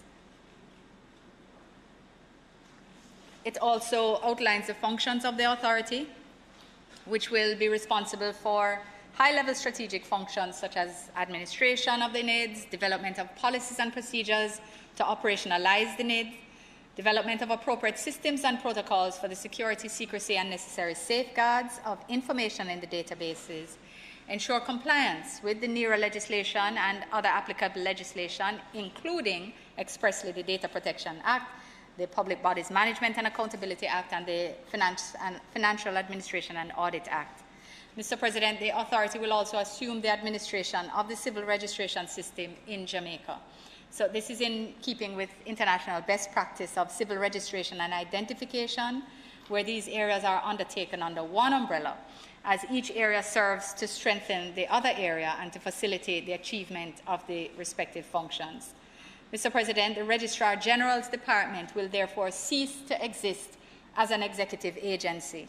There will now be an office created within the authority to be known as the Office of the Registrar General. And under the control of the authority, this office will be responsible for the current roles, responsibilities, tasks, and duties of the Registrar General, including those under the Registration, Births and Deaths Act, Adoption Act, Marriage Act, Muslim Marriage Act, and the Hindu Marriage Act. Mr. President, the details of the composition of the authority are set out in the first schedule of the legislation, but I think it might be appropriate to highlight a few features. One is that it will be comprised of 9 individuals appointed by the Governor-General on the advice of the Prime Minister after consultation with the Leader of the Opposition. And these individuals must all satisfy the qualification requirements, which, among other things, includes a fit and proper regime. The authority will comprise a carefully selected mix of Jamaicans with the requisite experience, knowledge, and representation in information technology and security, private sector, religious interests, and public service. And a member shall serve a term of 5 years and will be eligible for reappointment. Mr. President, the authority will be supported by staff and led by an executive director, and it will carry out its functions with the assistance of several committees which are mandated by the legislation and which are specified in the first schedule. And they are quite broad in scope, not just the usual audit and HR, and finance, but there's also human rights and governance.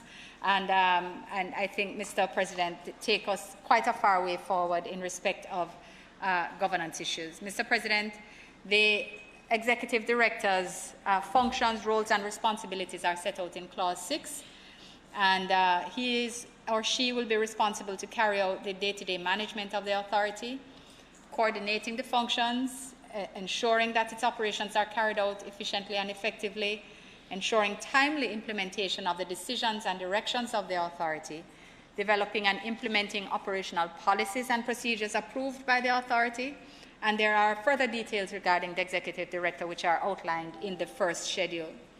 Clause 7, Mr. President, provides for the Minister to give general policy directions to the authority in the public interest, and this is, of course, a standard provision generally in order to ensure that there is policy coherence between the various levels of government.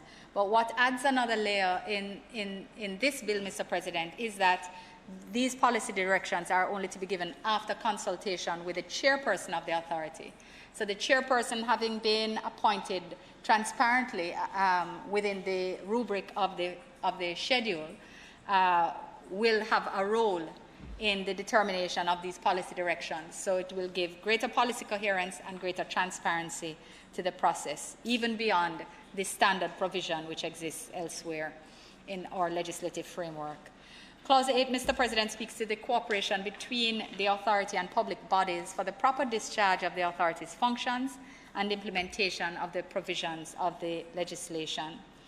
And in Part 3, Mr. President, the national identification databases and the civil registration databases are dealt with. Clause 9 outlines the framework for the national databases within which identity information and civil registration information will be stored. And I listed the databases earlier.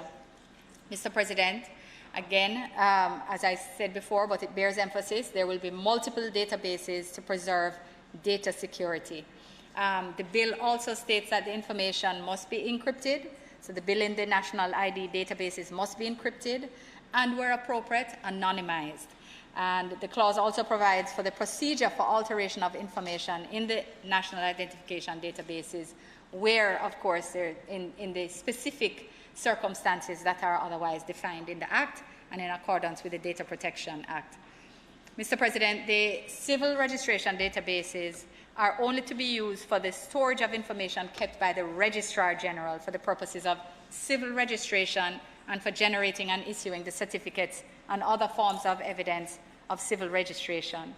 So if you have not enrolled for the NIDS and you need your birth certificate, for some purpose, you are able to get it from the office that manages the civil registration.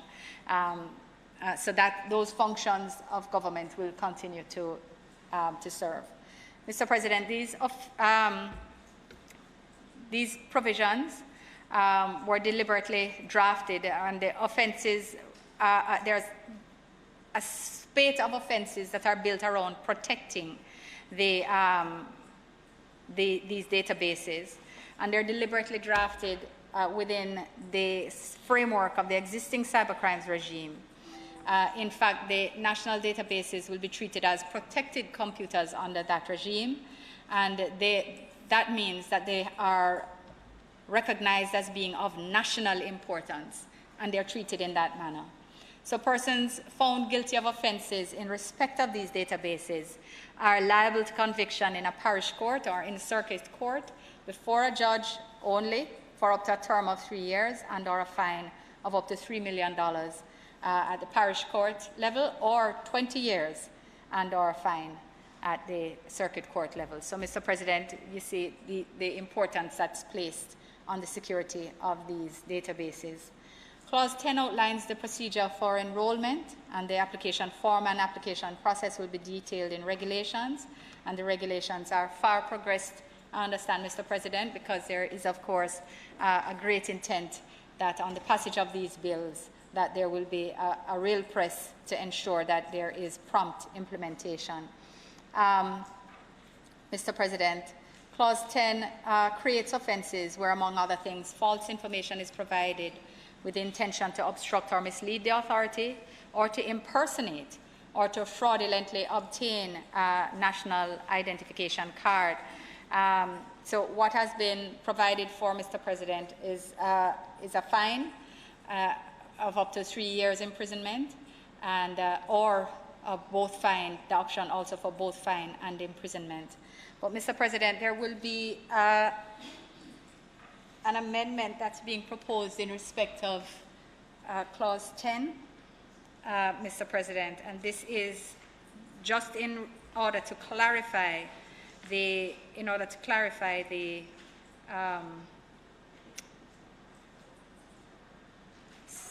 offenses that exist under this. So in 10.7c, there is an offense which speaks to essentially falsely, let me just make sure I read it.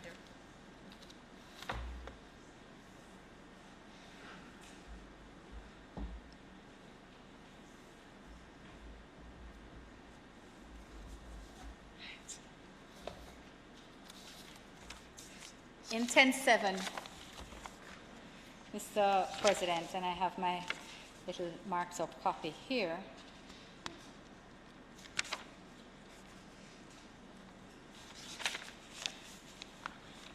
Right. It is an offense to falsely allege the loss of or destruction of your card and apply for a new card while you're still in possession of your card, because clearly that would mean that you're trying to use this card for fraudulent circumstances.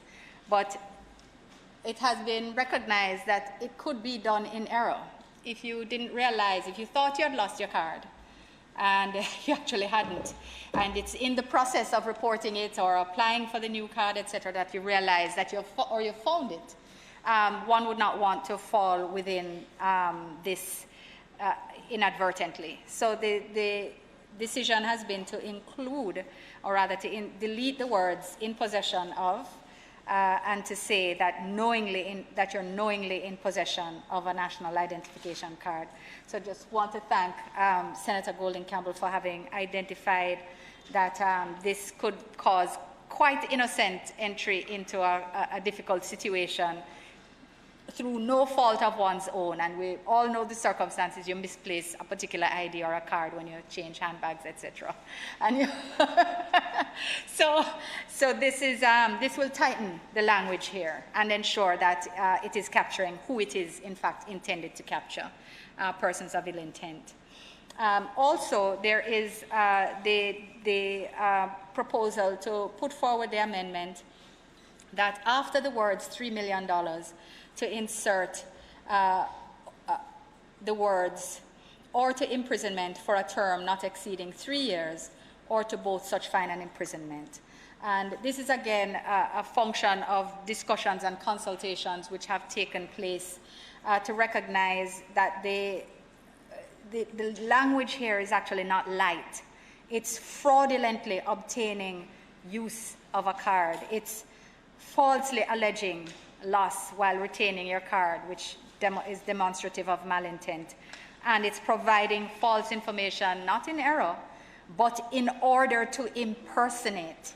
And therefore, it was felt on a review that it was, in fact, perhaps an inadvertent omission of a custodial aspect, because these are actually critical to ensuring the security of identity and the security of the use of the identification card. So that has been, that is being put forward.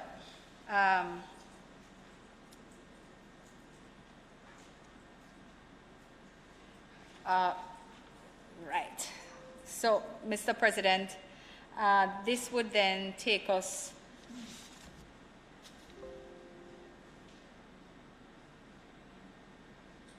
to Clause 11, Mr. President.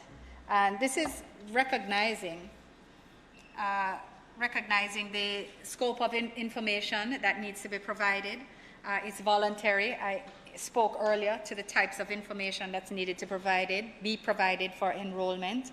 And it also goes on to speak about the importance of assessment of, by the authority of the information provided, its verification, and also where elements are missing. So if you literally are uncertain about your birth date, the authority will have to go back to check what is the earliest source document at the civil registry. If it is that you provide a card number, a passport number, they will have to check with PICA that it's there. But if you don't have, if numerical information, for example, is provided here and you don't have it, you don't have a driver's license, you don't have a passport, you don't have a national insurance number, then those will, certainly they will not be insisting that you have them in order to apply. It is a function of them ensuring that sufficient information is provided collectively for them to identify you as a person who you say you are. Mr. President, the bill makes provision to ensure that an applicant is adequately informed about the enrollment process and his or her rights. His rights and her rights in respect of identity information before entering into the NIDS, they must know this. So on applying, the authority must advise you that your enrollment is voluntary and that you can cancel it at any time. I presume this will be on the form. The applicant must also be advised on why the information is being collected, how it will be used, that is not going to be used for marketing, etc., and that it must be verified, and that they may write to another state entity in order to facilitate that verification. Their right of access to the information and the right to alter their information if it changes, and of course their right to appeal any decision.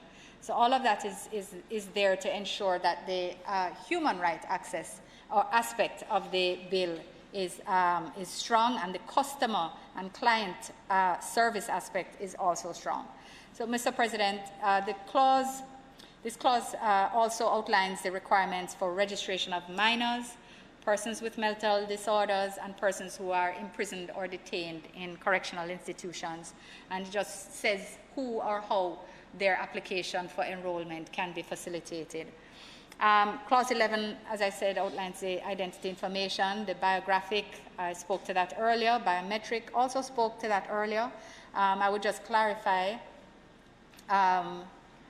Mr. President, that the use of minimum biometric, I will just emphasize, data in identity verifications guarantees that a person will only have one identity, and it's more securely and accurately secured for that person. Mr. President, Clause 12 requires the authority to verify, which is a process that I spoke to earlier. And it also mentioned the fact that a person who knowingly obtains or possesses the identification of another person where it may be reasonably inferred that the information is going to be used to commit a crime or to aid in the commission of a crime, commits an offense and will be liable for, before the parish court, to imprisonment for up to 3 years and a fine for up to $3 million or more. And I just want to clarify, Mr. President, that there is an amendment to be proposed in respect of 11.5, again along the same lines as having spoken to earlier. And this is where the Joint Select Committee had asked for 11.4, the language of 11.4, to map, or rather to track the language of the act commonly known as the Lottery Scamming Act. But there was no custodial sentence provided for in 5. And while the Joint Select Committee had been clear on the issue of the amount of the fine, which is maintained, the silence on the custodial, the query is whether that was inadvertent, because this offense under the Lottery Scamming Act is up to 15 years imprisonment, and that is a smaller body of persons. And this is our national identification database. So although the circumstances are different, and certainly the security measures which are in place are better, we are still going to propose that the imprisonment, the custodial sentence be included here, and that therefore, after the words $2 million, the words will continue, or on conviction, therefore, before a circuit court, to a fine or to imprisonment for a term not exceeding 5 years. So it will be fine or confinement, but there will be a custodial sentence imposed given the importance of the security around that. 11.5. 11.5. Mr. President, currently, as indicated, the government-issued reference number will only be required where they are applicable. And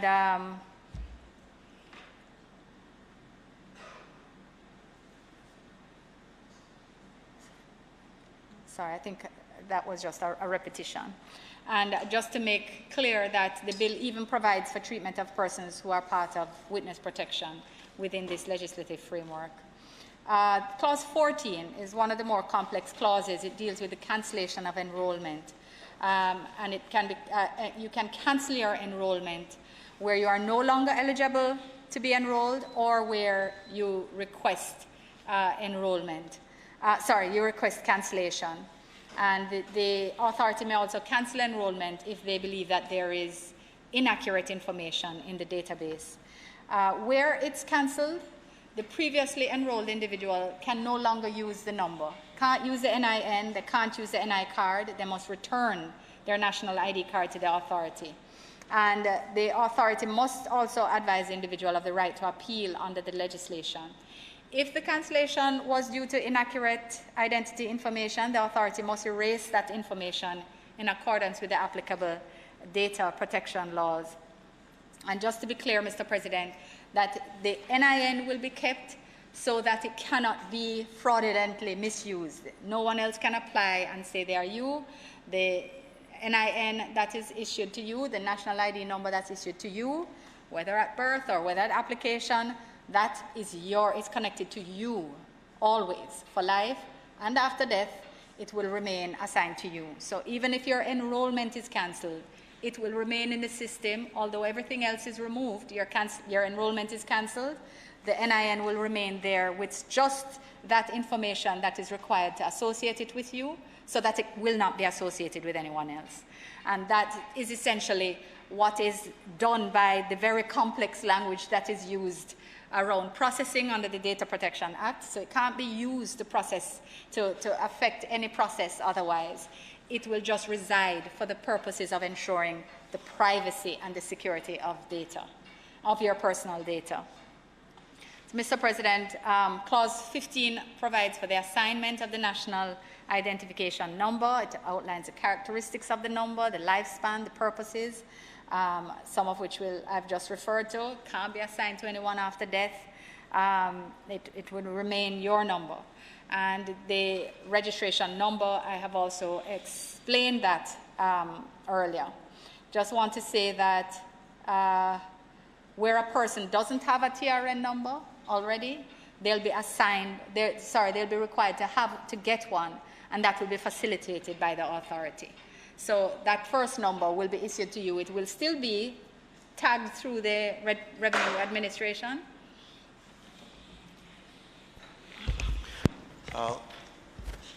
Mr. President, may the Minister's time for speaking be extended to allow her to complete her presentation, time having expired.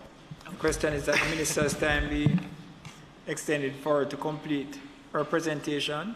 Those in favor? Those against? The ayes have it.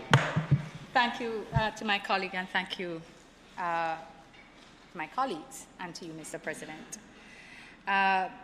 Mr. President, just to reiterate that the card, the national ID card, is going to be issued to each enrolled individual free of cost in the first instance, and it will be the tangible proof of authority of the holder of the card. It will remain the property of the authority in the same way that the passport remains the property of the authority, and records will be retained on each card, so its control number, etc., that will allow inventory to be managed. And it won't confer any other rights, so it won't confer citizenship. You have to be a citizen in order to get it. The card doesn't confer citizenship. Citizenship still comes from the Constitution. As with any other card, Mr. President, the enrolled individual has duties. So you have to keep your card safe and secure. You have to indicate if there's an error so that it can be rectified. And as it's proof of your unique identity, you have a duty to report loss or theft or damage. And we've just corrected that little issue that could have caused inadvertent offense. Mr. President, several offenses are created in this bill where the card is willfully tampered with, where a person takes possession of an illegally obtained card or a counterfeit card, or where the enrolled individual fails to report the loss, theft, or damage as required. And these penalties are commensurate with the type of offense. So there's a fine of up to $3 million or 3 years imprisonment, or both fine or imprisonment in the parish court generally. But where it's just a failure to report, it's up to $500,000. But again, these are maximum fines, and one doesn't anticipate that they will be at the upper end where the circumstances can be seen by the court to not require it. Mr. President, Clause 17 sets out parameters for the use of the card, as has been explained earlier. You won't be asked for additional proof of identity. And of course, in these circumstances, its use of it to impersonate is also made an important offense under this act. Under the bill, and the period of validity is stated in Clause 18. So the card issued to a minor is valid for 5 years and renewable in 5-year periods, and the card issued to the adults are valid for 10 years. And this is part of international best practice in terms of how facial features change and international best practices around refreshing biometric data. So enrolled individuals may apply for renewal of a card up to 6 months before its expiration, but they must, of course, return the other card when they have received theirs. The content of the card is set out at Clause 19, and the contents may only be changed with parliamentary approval. So as it stands now, the front of the card will show your national ID number, your full name, your facial image, your signature, your date of birth, and your nationality. And Mr. President, the back of the card will show the parish or the place where your enrollment took place, and it will state the date of issue and expiration, control number for inventory purposes, and whether the enrolled individual is male or female, as stated on the birth certificate, which is currently the situation also in respect of our passports, and also the category of enrollment, that is whether the person is a citizen or a person ordinarily resident. There will be a myriad of security features. Minister, if you just yield for a point of clarification, because I think it would assist the other speakers who will come after you. Mr. President, just a point of clarification. Just hold a second, Mr. Senator Bunting. I don't know where that comes into the. Hold a second. No, it's perfectly fine. No. I don't know where that comes into the process. You will be given an opportunity to present, and you can make her presentation at that time. But you can't interrupt the minister in her presentation for that purpose. Continue, Minister. Okay, sir. Thank you, Mr. President. I hope certain other people are watching this type of protection.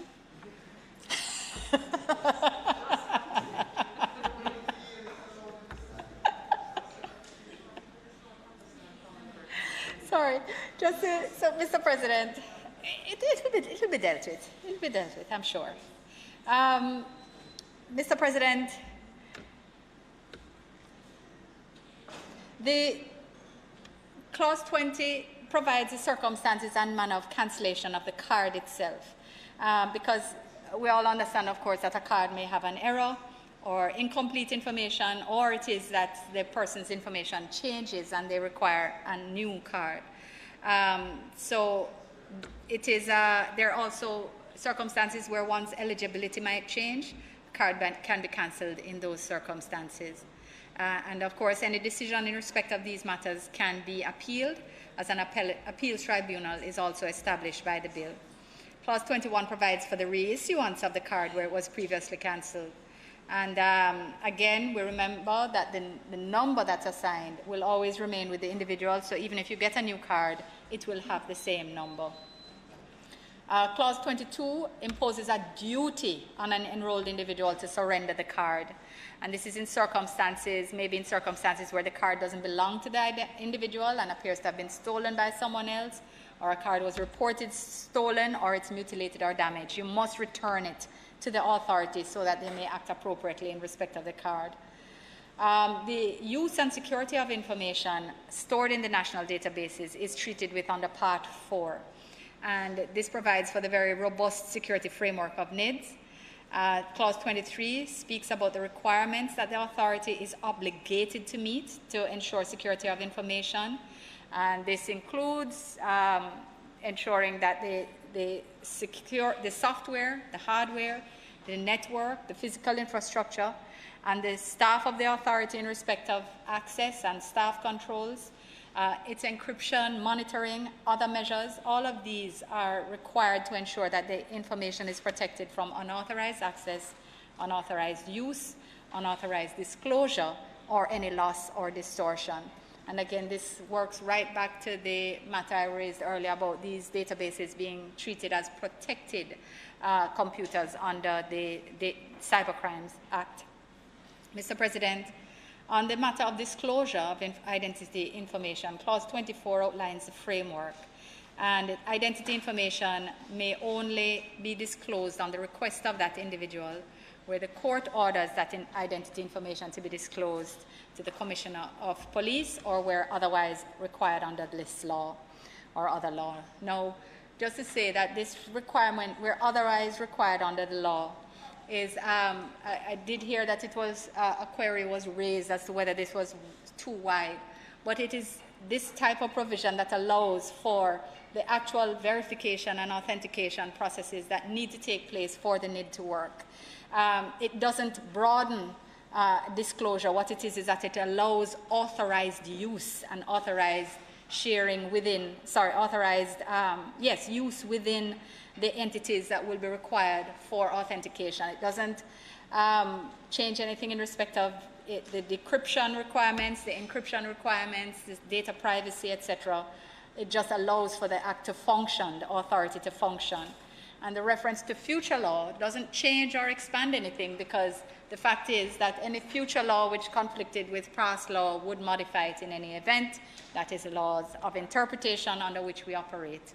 So the 24, we believe, is quite sound and quite specific in terms of what it allows in respect of disclosure. Mr. President, just to indicate that that the clause specifies the duration of time for retention and destruction of identity information where the individual has been convicted or acquitted, and the proceedings are, this goes into some detail around the actual receipt of information for prosecutorial matters, and I think that can probably I'm sure there'll be somebody who deals with that specifically, so I won't bother to go into that detail. Clause 25 speaks to authentication of the NIN or the NIC and the verification of identity information of an enrolled individual on that person's request or an accredited third party. And this is around authentication again. In keeping with data protection principles, this is something that's important to share. The authority must retain records of each request for authentication or verification and the manner in which that request was determined.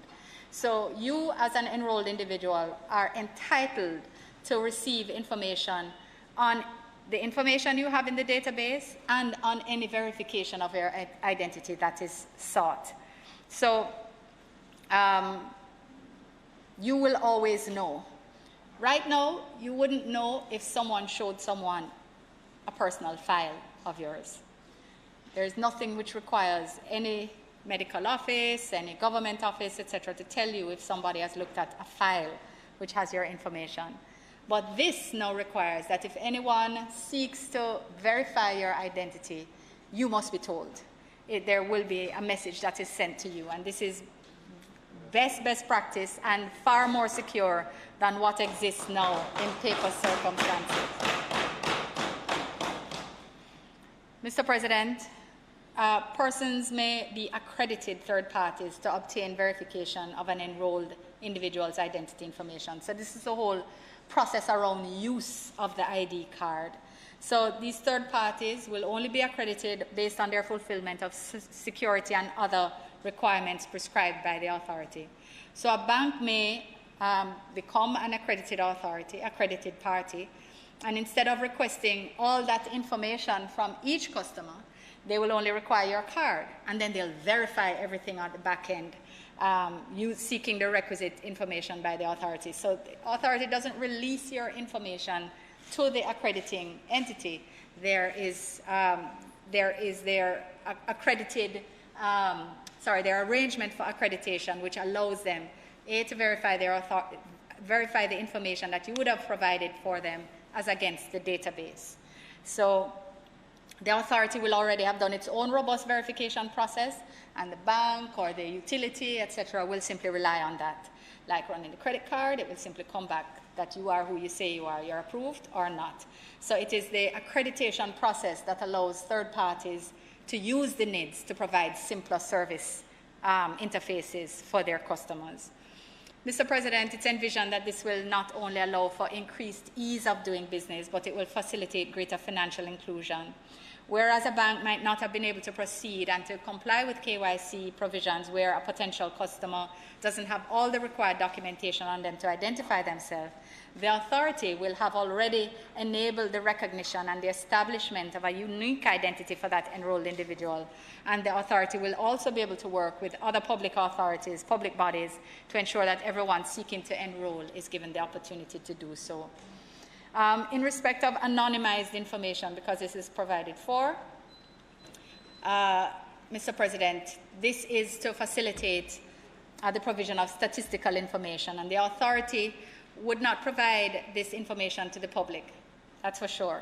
But public bodies charged with the collection of statistical information or require statistical information to perform their functions can receive anonymized information. That means information that's not connected to individual. So it will say, that there are 1,000 persons within X category. That information would be pulled. It wouldn't say Senator Allen, Senator Johnson Smith, Senator Scott Motley. It is information which is aggregated and disconnected from any personal information. So, Mr. President, this ensures, of course, that privacy is maintained and, of course, data protection principles are observed, but also the facilitation of research also permitted. Mr. President, Part 5 deals with appeals and oversight. It allows individuals aggrieved by decisions of the authority to, in respect of enrollment, to appeal within 28 days of any such decision. The orders which the appeal tribunal can make are set out. They can dismiss, confirm, allow the appeal, set aside the decision, or vary the decision. or they can allow the appeal and direct the authority to arrive at a fresh decision. The inspectorate, which I spoke to earlier, Mr. President, will monitor the authority in order to ensure they operate within the bounds of the legislation and direct and advise the authority on its compliance. The inspectorate will make recommendations to the authority regarding its operational standards. It will investigate claims or issues regarding the conduct of operations of the authority. And where the claims concern protection of personal data, the inspectorate will direct the matter to the Information Commissioner. The Information Commissioner is, of course, established under the Data Protection Act. And in other instances, the inspectorate will make recommendations and give directions and advice to the authority to resolve matters. They'll have wide-ranging powers to discharge their functions. They may require the attendance of any officer, agent, or subcontractor relating to the authority, call for, examine information, excluding identity information, and they may consult or collaborate with other public bodies and audit the operations of the authority, Mr. President. The inspectorate may refer any matter to the DPP, to the Integrity Commission, to the Commissioner of Police, to MOCA, where it seems appropriate. And Mr. President, as said earlier, the inspectorate's functions will be carried out by the Electoral Commission, which presents and possesses a wealth of experience and knowledge in treating with identity information. And they are, as a Commission of Parliament, an independent body which is only accountable to Parliament. It has a stellar reputation and strong and goodwill in performing its functions.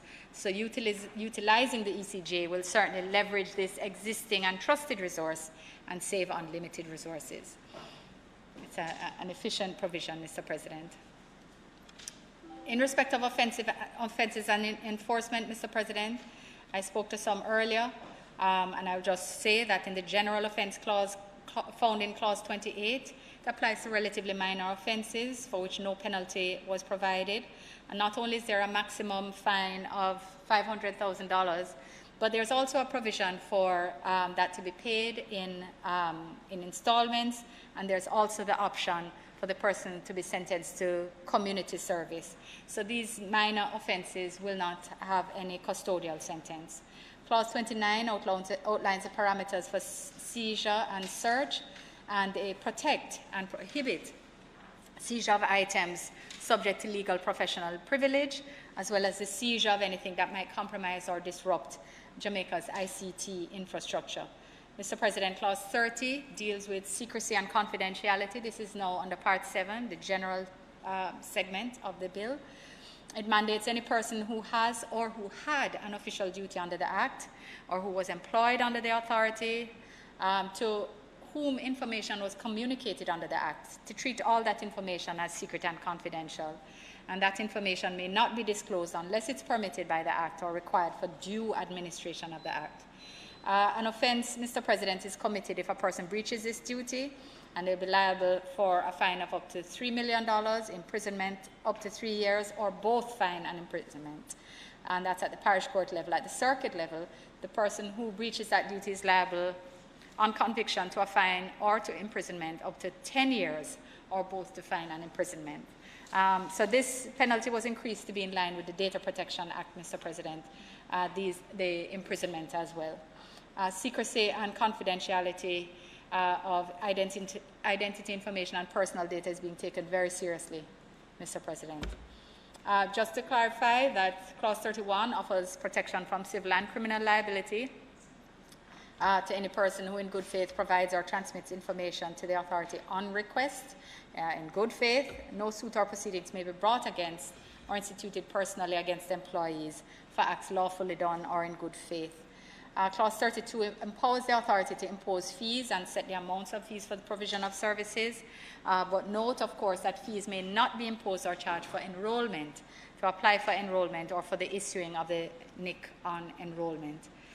Generally, the authority is empowered to make regulations under Clause 33, and as indicated, the regulations are well underway. Clause 34 gives the Minister the power to amend the first, second, and third schedules by order, subject to affirmative resolution. So, of course, they must come back to Parliament. And, Mr. President, Clause 35 provides that the legislation be reviewed from time to time, the first taking place 3 years after the first appointed date of this bill. 36 outlines the transitional arrangements to facilitate the change from RGD as an executive agency to the Office of Registrar General, a department within the authority, and provision is made for the treatment of records and data, asset staff, and legal obligations of the Registrar General's Department to automatically transfer to the NERA. Clause 37 sets out consequential amendments to existing legislation, which are outlined rather in the 4th schedule, and Clause 38 repeals the NERA 2017. The 1st schedule, Mr. President, provides details in respect of the authority's establishment, including the executive director. 2nd schedule deals with the composition of the appeal tribunal, and the 3rd schedule deals with the constitution and operation of the inspectorate. And I would just indicate, Mr. President, that there will be an amendment to the 3rd schedule because an error was picked up in paragraph 7 sub 4 in the 3rd schedule, where the word authority should be deleted and replaced with the word inspectorate. Mr. President, the 4th schedule comprises consequential amendments to existing legislation to ensure that the NIDS run smoothly, and more particularly, these refer to the Access to Information Act, the Aliens Act, the Adoption Act, the Cybercrimes Act, Data Protection, the Education Regulations Act, the Electoral Commission Act, the Executive Agencies Act, the Forgery Act, Immigration Restriction Commonwealth Citizens Act, and the Jamaica Nationality Act, as well as the Jamaica Nationality Regulations 1962, the Law Reform Fraudulent Transaction Special Provisions Act, the Justice Protection Act, and the Marriage Act, Mr. President. It also has consequential amendments to the Matrimonial Causes Act and the Passport Regulations of 1962, as well as the POCA. And these are references that incorporate language of the NERA, the existence of the authority and the card or the number as relevant. The Registration, Births and Deaths Act is, of course, also impacted. The Record Act, the Revenue Administration Act, the Tax Administration Jamaica Act, Mr. President, are all impacted by this. This is how cross-cutting and fundamentally transformative this bill is. So, Mr. President, the vision of NIDS, the vision of Jamaica, that we will have one ID for one person, that everyone will have one ID, and that this will give them many opportunities, continues to shine. We have it alive here today. And at this time, therefore, I move for the continuation of this debate. I ask for the support, rather, of of the colleagues on both sides of this House as we continue the debate on this important bill before us. Thank you, Mr. President. All right. Sorry.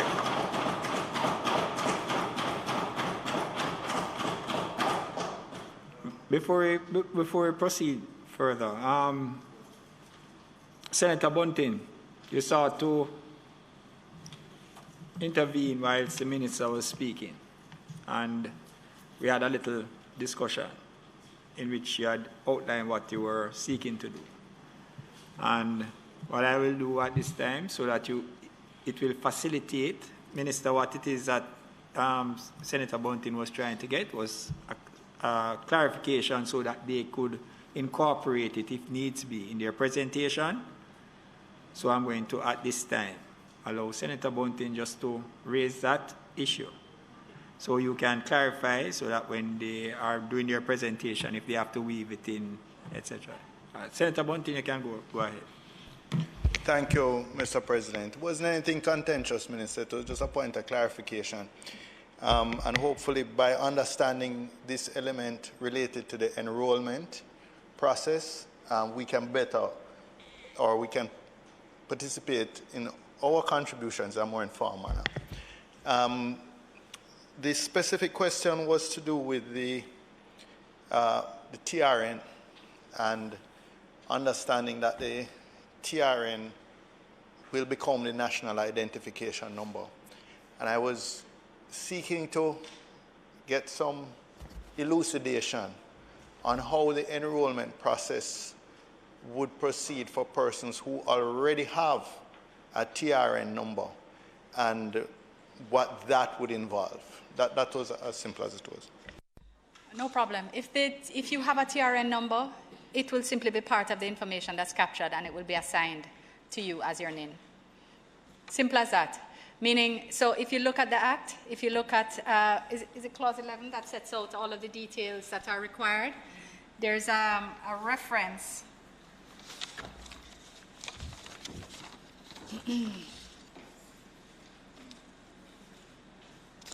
to the registration number assigned under Part 7B of the Revenue Administration Act and the following other relevant numbers. The registration number assigned under Part 6B, of the Revenue Administration Act is actually what is normally referred to as a TRN. But as I was explaining earlier, we don't use the term TRN in here because it's not being assigned to you as a tax registration number. It's not being assigned to you for the purposes of tax. It is, but the same number. Yes, yes. So if you have it, you will give it and it will become your NIN. If you don't have it, you will have to apply for one, and they will facilitate that to be provided for you once you have consented. And I understood that. So the elucidation I was seeking was where we had identified in committee that the TRN, or what is referred to as the registration number assigned on a Part 6B, was not the way that enrollment had been done. It was not necessarily unique. There may have been cases where persons had a duplication. So I was just trying to understand from the new enrollment, or for those persons who already have the number, in a sense almost a re-enrollment, what was the process that would take place to ensure that we capture those? So it has to be verified. So when all of the information that you provide under 11 as part of your enrollment will have to be verified, and part of that is its verification with TAJ. So if it is that it's sent in and it pops up, then clearly that's something that they're going to come back to you to say that your application is under consideration. Please clarify A, B, or C. That would be one of the things you would have to clarify. And that would have the dual positive benefit of cleaning up any errors on that side, as well as ensuring that what you have verified on the National Identification Database will be purely and uniquely you. Okay. All right, thank you. And it is now 1:22. Minister. Minister, President, I just wondered if you would have, since we may be going on for some time, if you're planning to have a break for lunch? A lunch. Yes, that falls within the President's remit. Yes, but if you could just allow me to ask that the Senate be allowed to sit beyond 1:30 to complete the business of the day. And Mr. President, of course, you would have heard the request. Members, you have heard the question. That time being 1:20, the Senate be allowed to sit beyond 1:30 to complete the business of the day. Those in favor? Those against? The ayes have it. So do I understand that you don't wish to pick up, to have the opening of the oppositions before we break? No, I was just as I was anticipating it might be a long afternoon, I was just inquiring whether, and if we could sort of get that sense of time, so that two after the response. Senator Bunting, I had it under consideration, sir. All right, so I will take a presentation from your first presenter, and then we will have a break at that time. All right, thank you.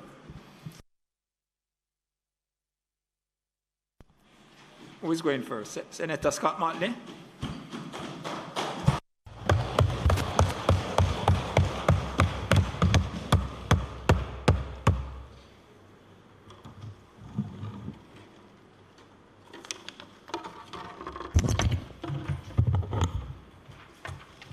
Mr. President.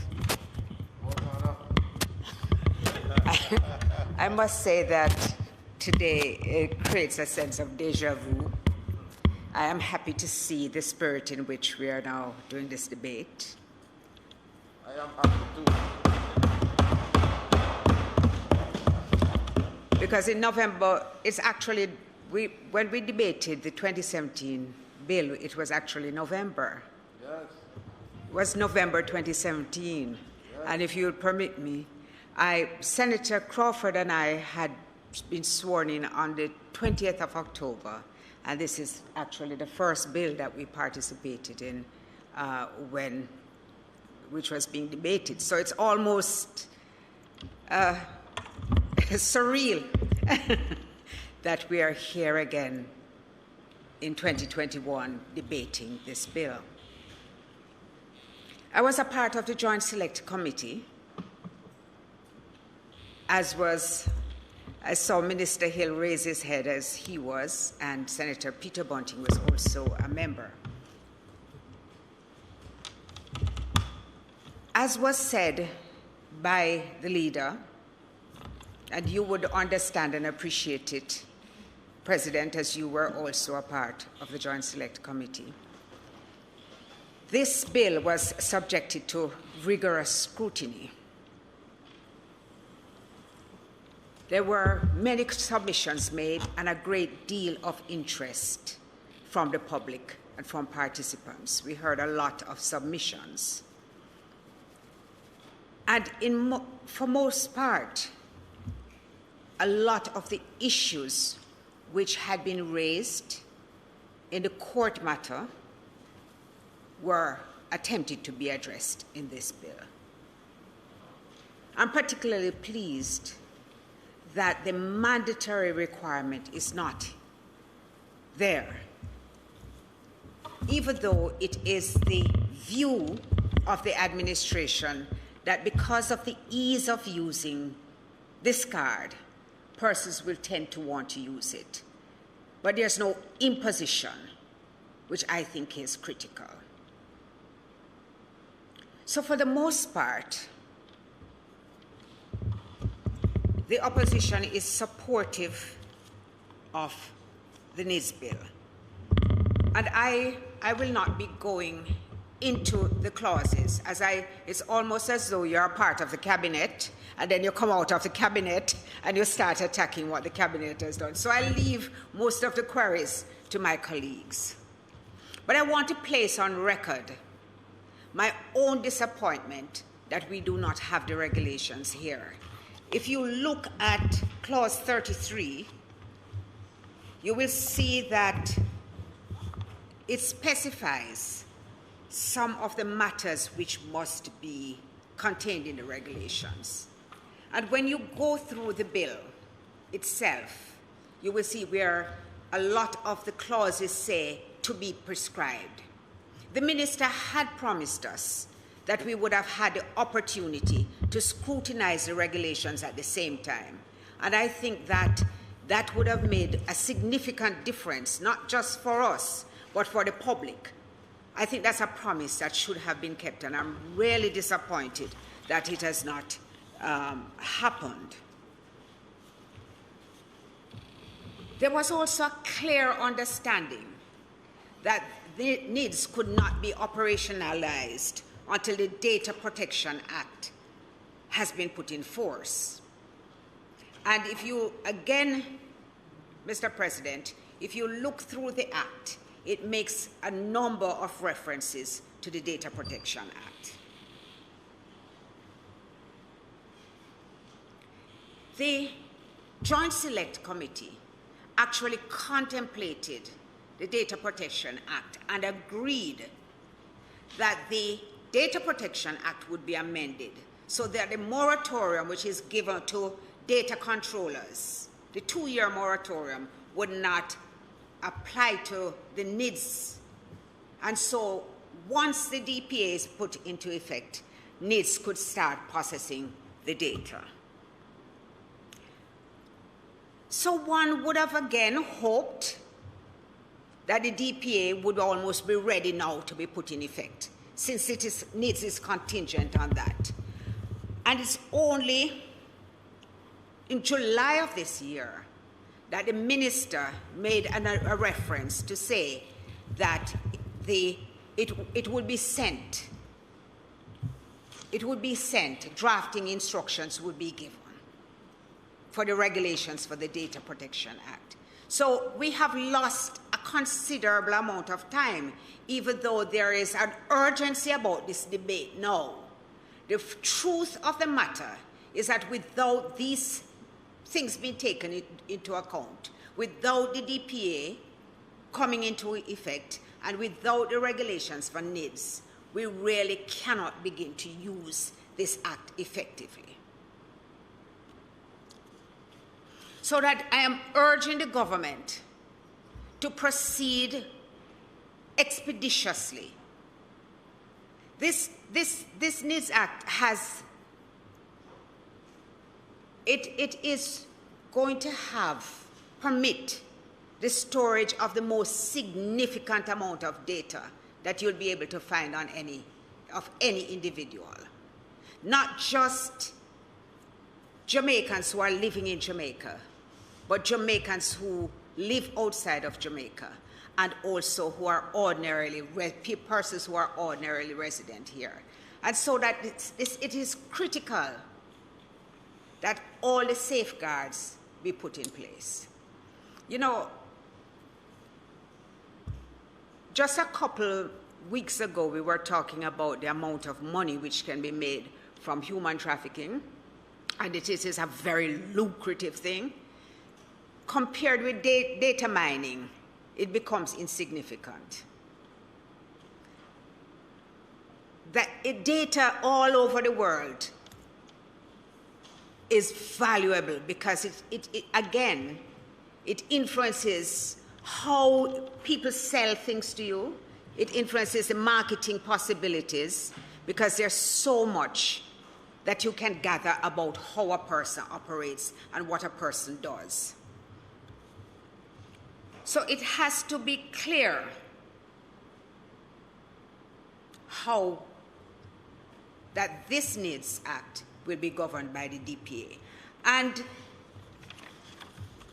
the post of the Information Commissioner has been advertised. The salary for what responsibility we'll have and the scope of this legislation, in my view, cannot attract the kind of person who we want as Information Commissioner.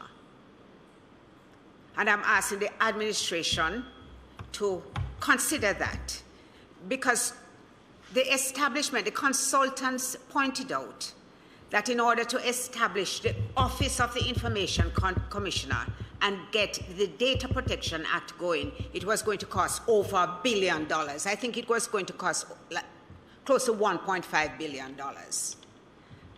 If the office requires so much to establish, and it is such a significant position, we have to try to recruit some of the best persons in this country, some of the best talent available for that role.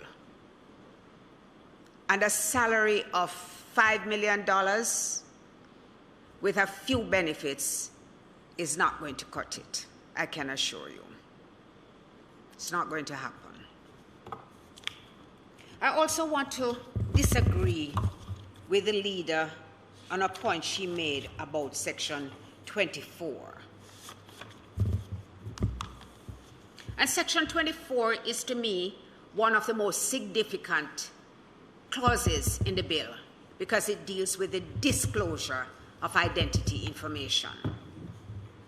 And so the authority is not permitted to disclose any identity information stored in the National Identification Database about an individual, except in accordance with the request of the individual concerned, subject to such fee as may be prescribed.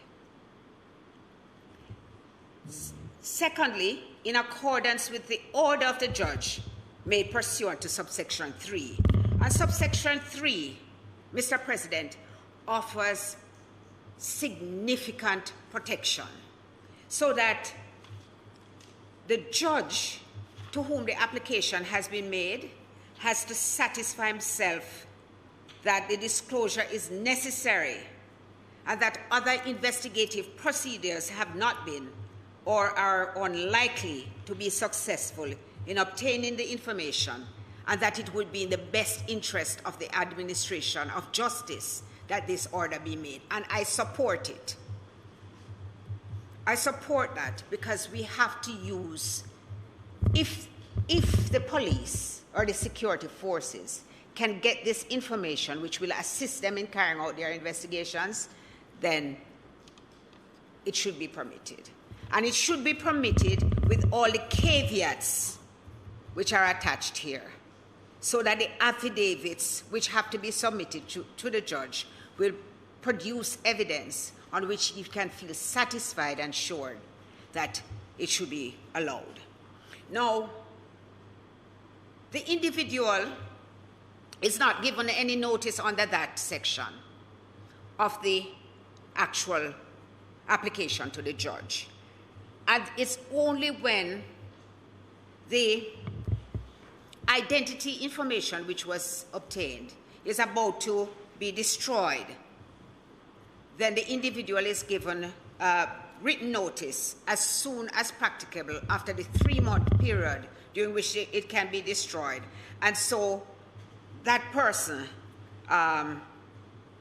is then at that time aware that this process had taken place.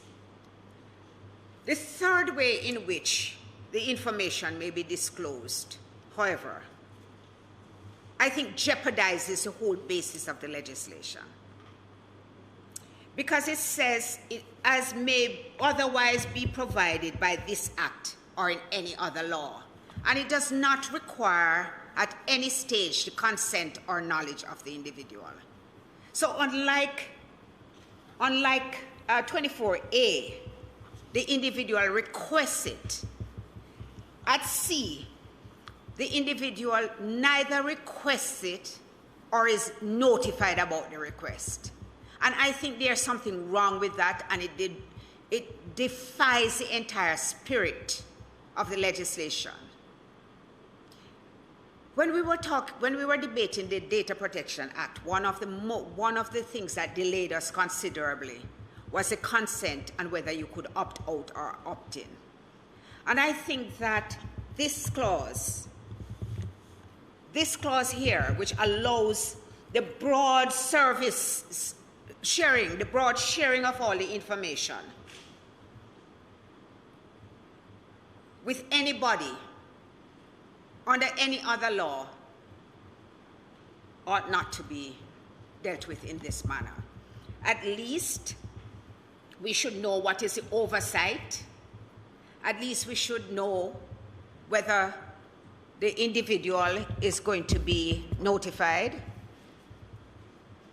or in some way, whether the individual needs to agree. But I don't think that you can just simply share it across agencies and under any law, which we do not know which law that is. I think that is a significant breach of somebody's right to privacy. I would like to ask the administration to take another look at it. I know the leader did not feel that there was anything wrong with it at all, and did not think that you could think that future laws could be brought into force which would affect this. But even existing laws now, and looking, as I said earlier, at the entire spirit of how this bill has now been generated, it requires greater scrutiny. There is just one other thing that I would like to point out, Mr. President, just one other thing. And that is at 16,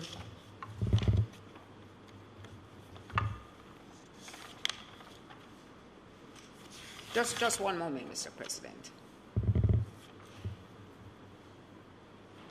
1612. And Mr. President, you will remember the rigorous debate and discussions surrounding the offenses. And this particular one says that a person who, without reasonable excuse, fails to notify the authority as required under subsection 7C of the loss, theft, damage, mutilation, or destruction of a national identification card commits an offense. You will recall that under section 22,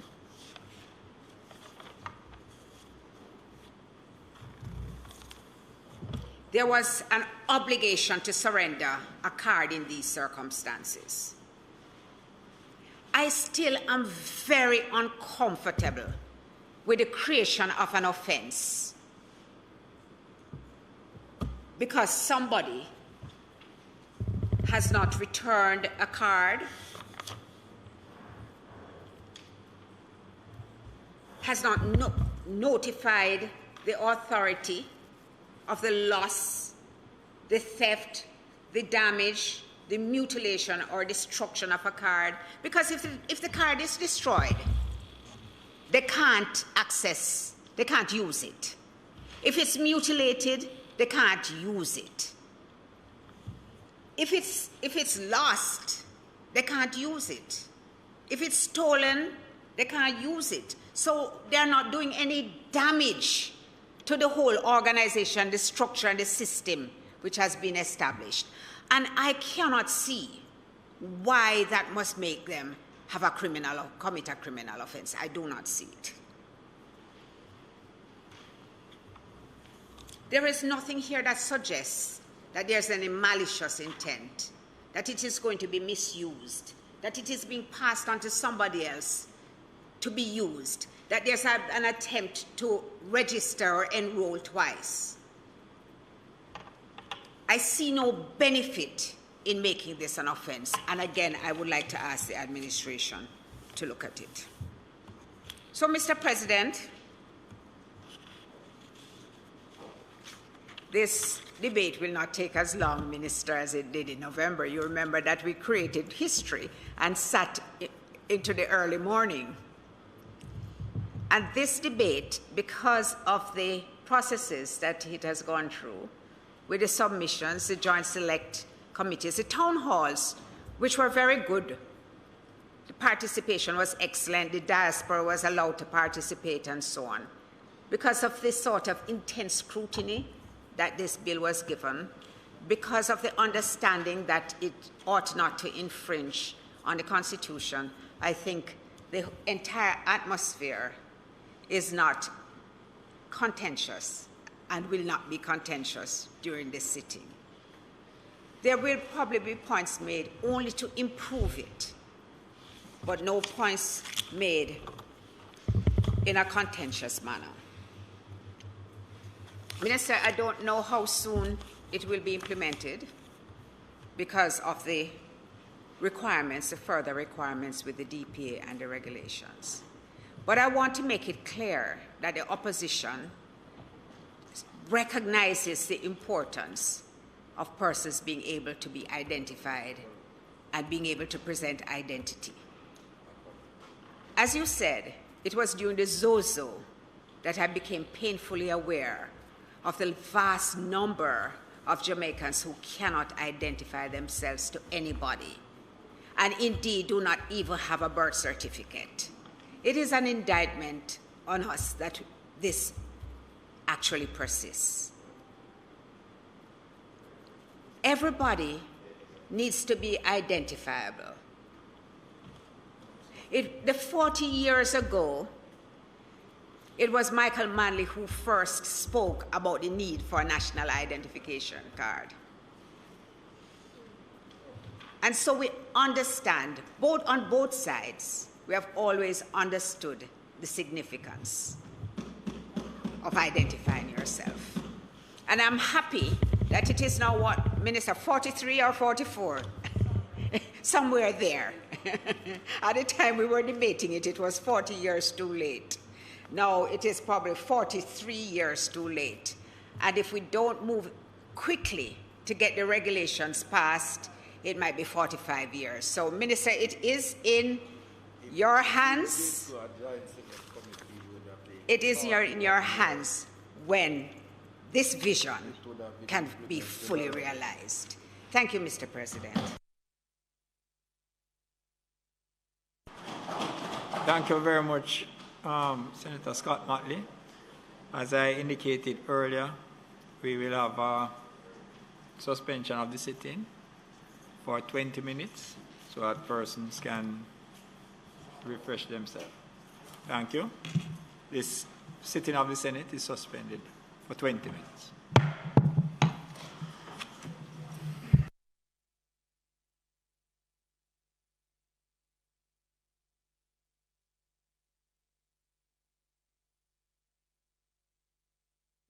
I'd said 20 minutes, Minister.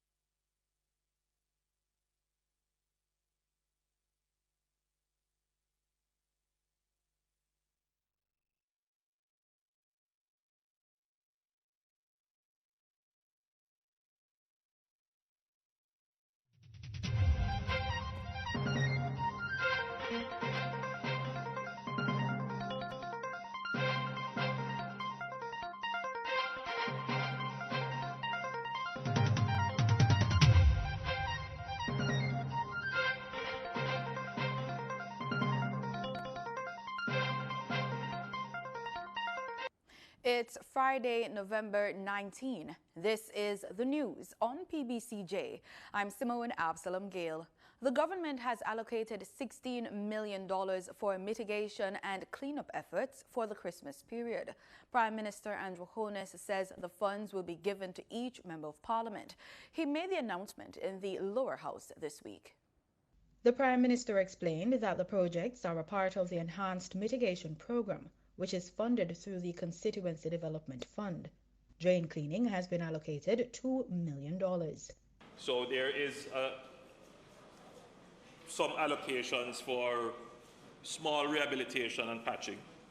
The program will also do drain cleaning of gully courses and the removing of blockages in critical drainage areas or gullyways. Mr. Holness says he has heard of the public's concerns about the issue of waste collection, but some of the monies earmarked for this had been reallocated towards managing the COVID-19 pandemic. When we say we have made those choices, it is not without consequence and effect. You see the consequence and effect of a resource reallocation or redirection. And we are seeing it in the pile-up of solid waste. So, Madam Speaker, granted we're going into a celebratory period in Christmas where people are looking to enjoy the season, not just with their family, but to see that their surroundings are clean. So we have made a special allocation, not a very large allocation, but that could contribute to the collection of solid waste in communities, particularly in routes that may not be well served by the NSWMA.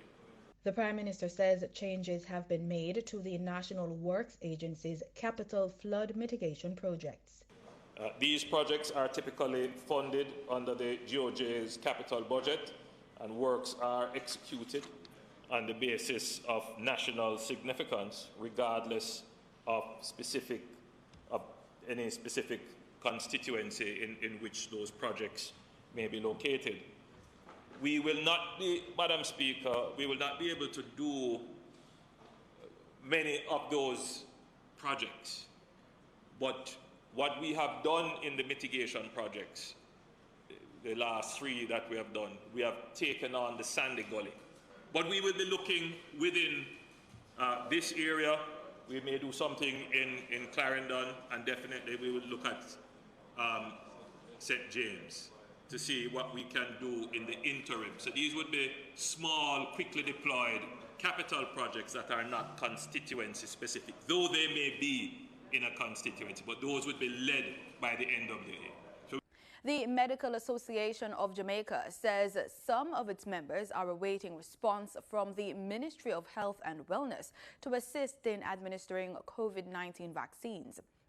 MAJ President Dr. Brian James says some doctors with cold storage facilities have expressed their interest and are ready to start vaccination efforts. He notes that some doctors are frustrated with the lack of response from the ministry. On Wednesday, Dr. Melody Ernest, Director of Family Health Services in the Ministry of Health, said only about 15 of the 100 private doctors announced are currently administering the vaccines. It has been a good week for Jamaica's tourism industry. 6 cruise ships have docked at the island's ports throughout the week. The latest cruise ship, Ada, is scheduled to call at the Falmouth port in Trelawney on Friday. Speaking in Parliament this week, Minister of Tourism Edmund Bartlett said this is further proof of the growing demand for Jamaica's tourism product. The arrival of the Emirate Princess, Madam Speaker, provides an opportunity for the soft launch of the Artisan Village at the Hampden Wharf with 10 artisans. And I wanted to make this point, Madam Speaker, because both Prime Minister and the Port Authority and ourselves have worked assiduously to create this signature product for Jamaica. It is true that we have had the period of the pandemic itself, and a hiatus has resulted from that. However, we're back on track. We're cleaning it up nicely, and we had pop-up projects there for this first trip, and the 700 million Tourism Enhancement Fund Finance Village is themed, Madam Speaker, to tell the story of Falmouth and other Jamaicans, and the visitors who come there. They will have an opportunity to share in local food, local drink, local art, local craft, and local culture. This is very important, Madam Speaker, because an artisan village is supposed to provide artisans in situ that will enable them to execute on designs while the visitor tours and visits the rest of the island. He assured members that arrangements have been made to ensure strict adherence to the coronavirus protocols, including managing the movement of cruise passengers. Minister Bartlett commended all the stakeholders who have worked together to make this possible.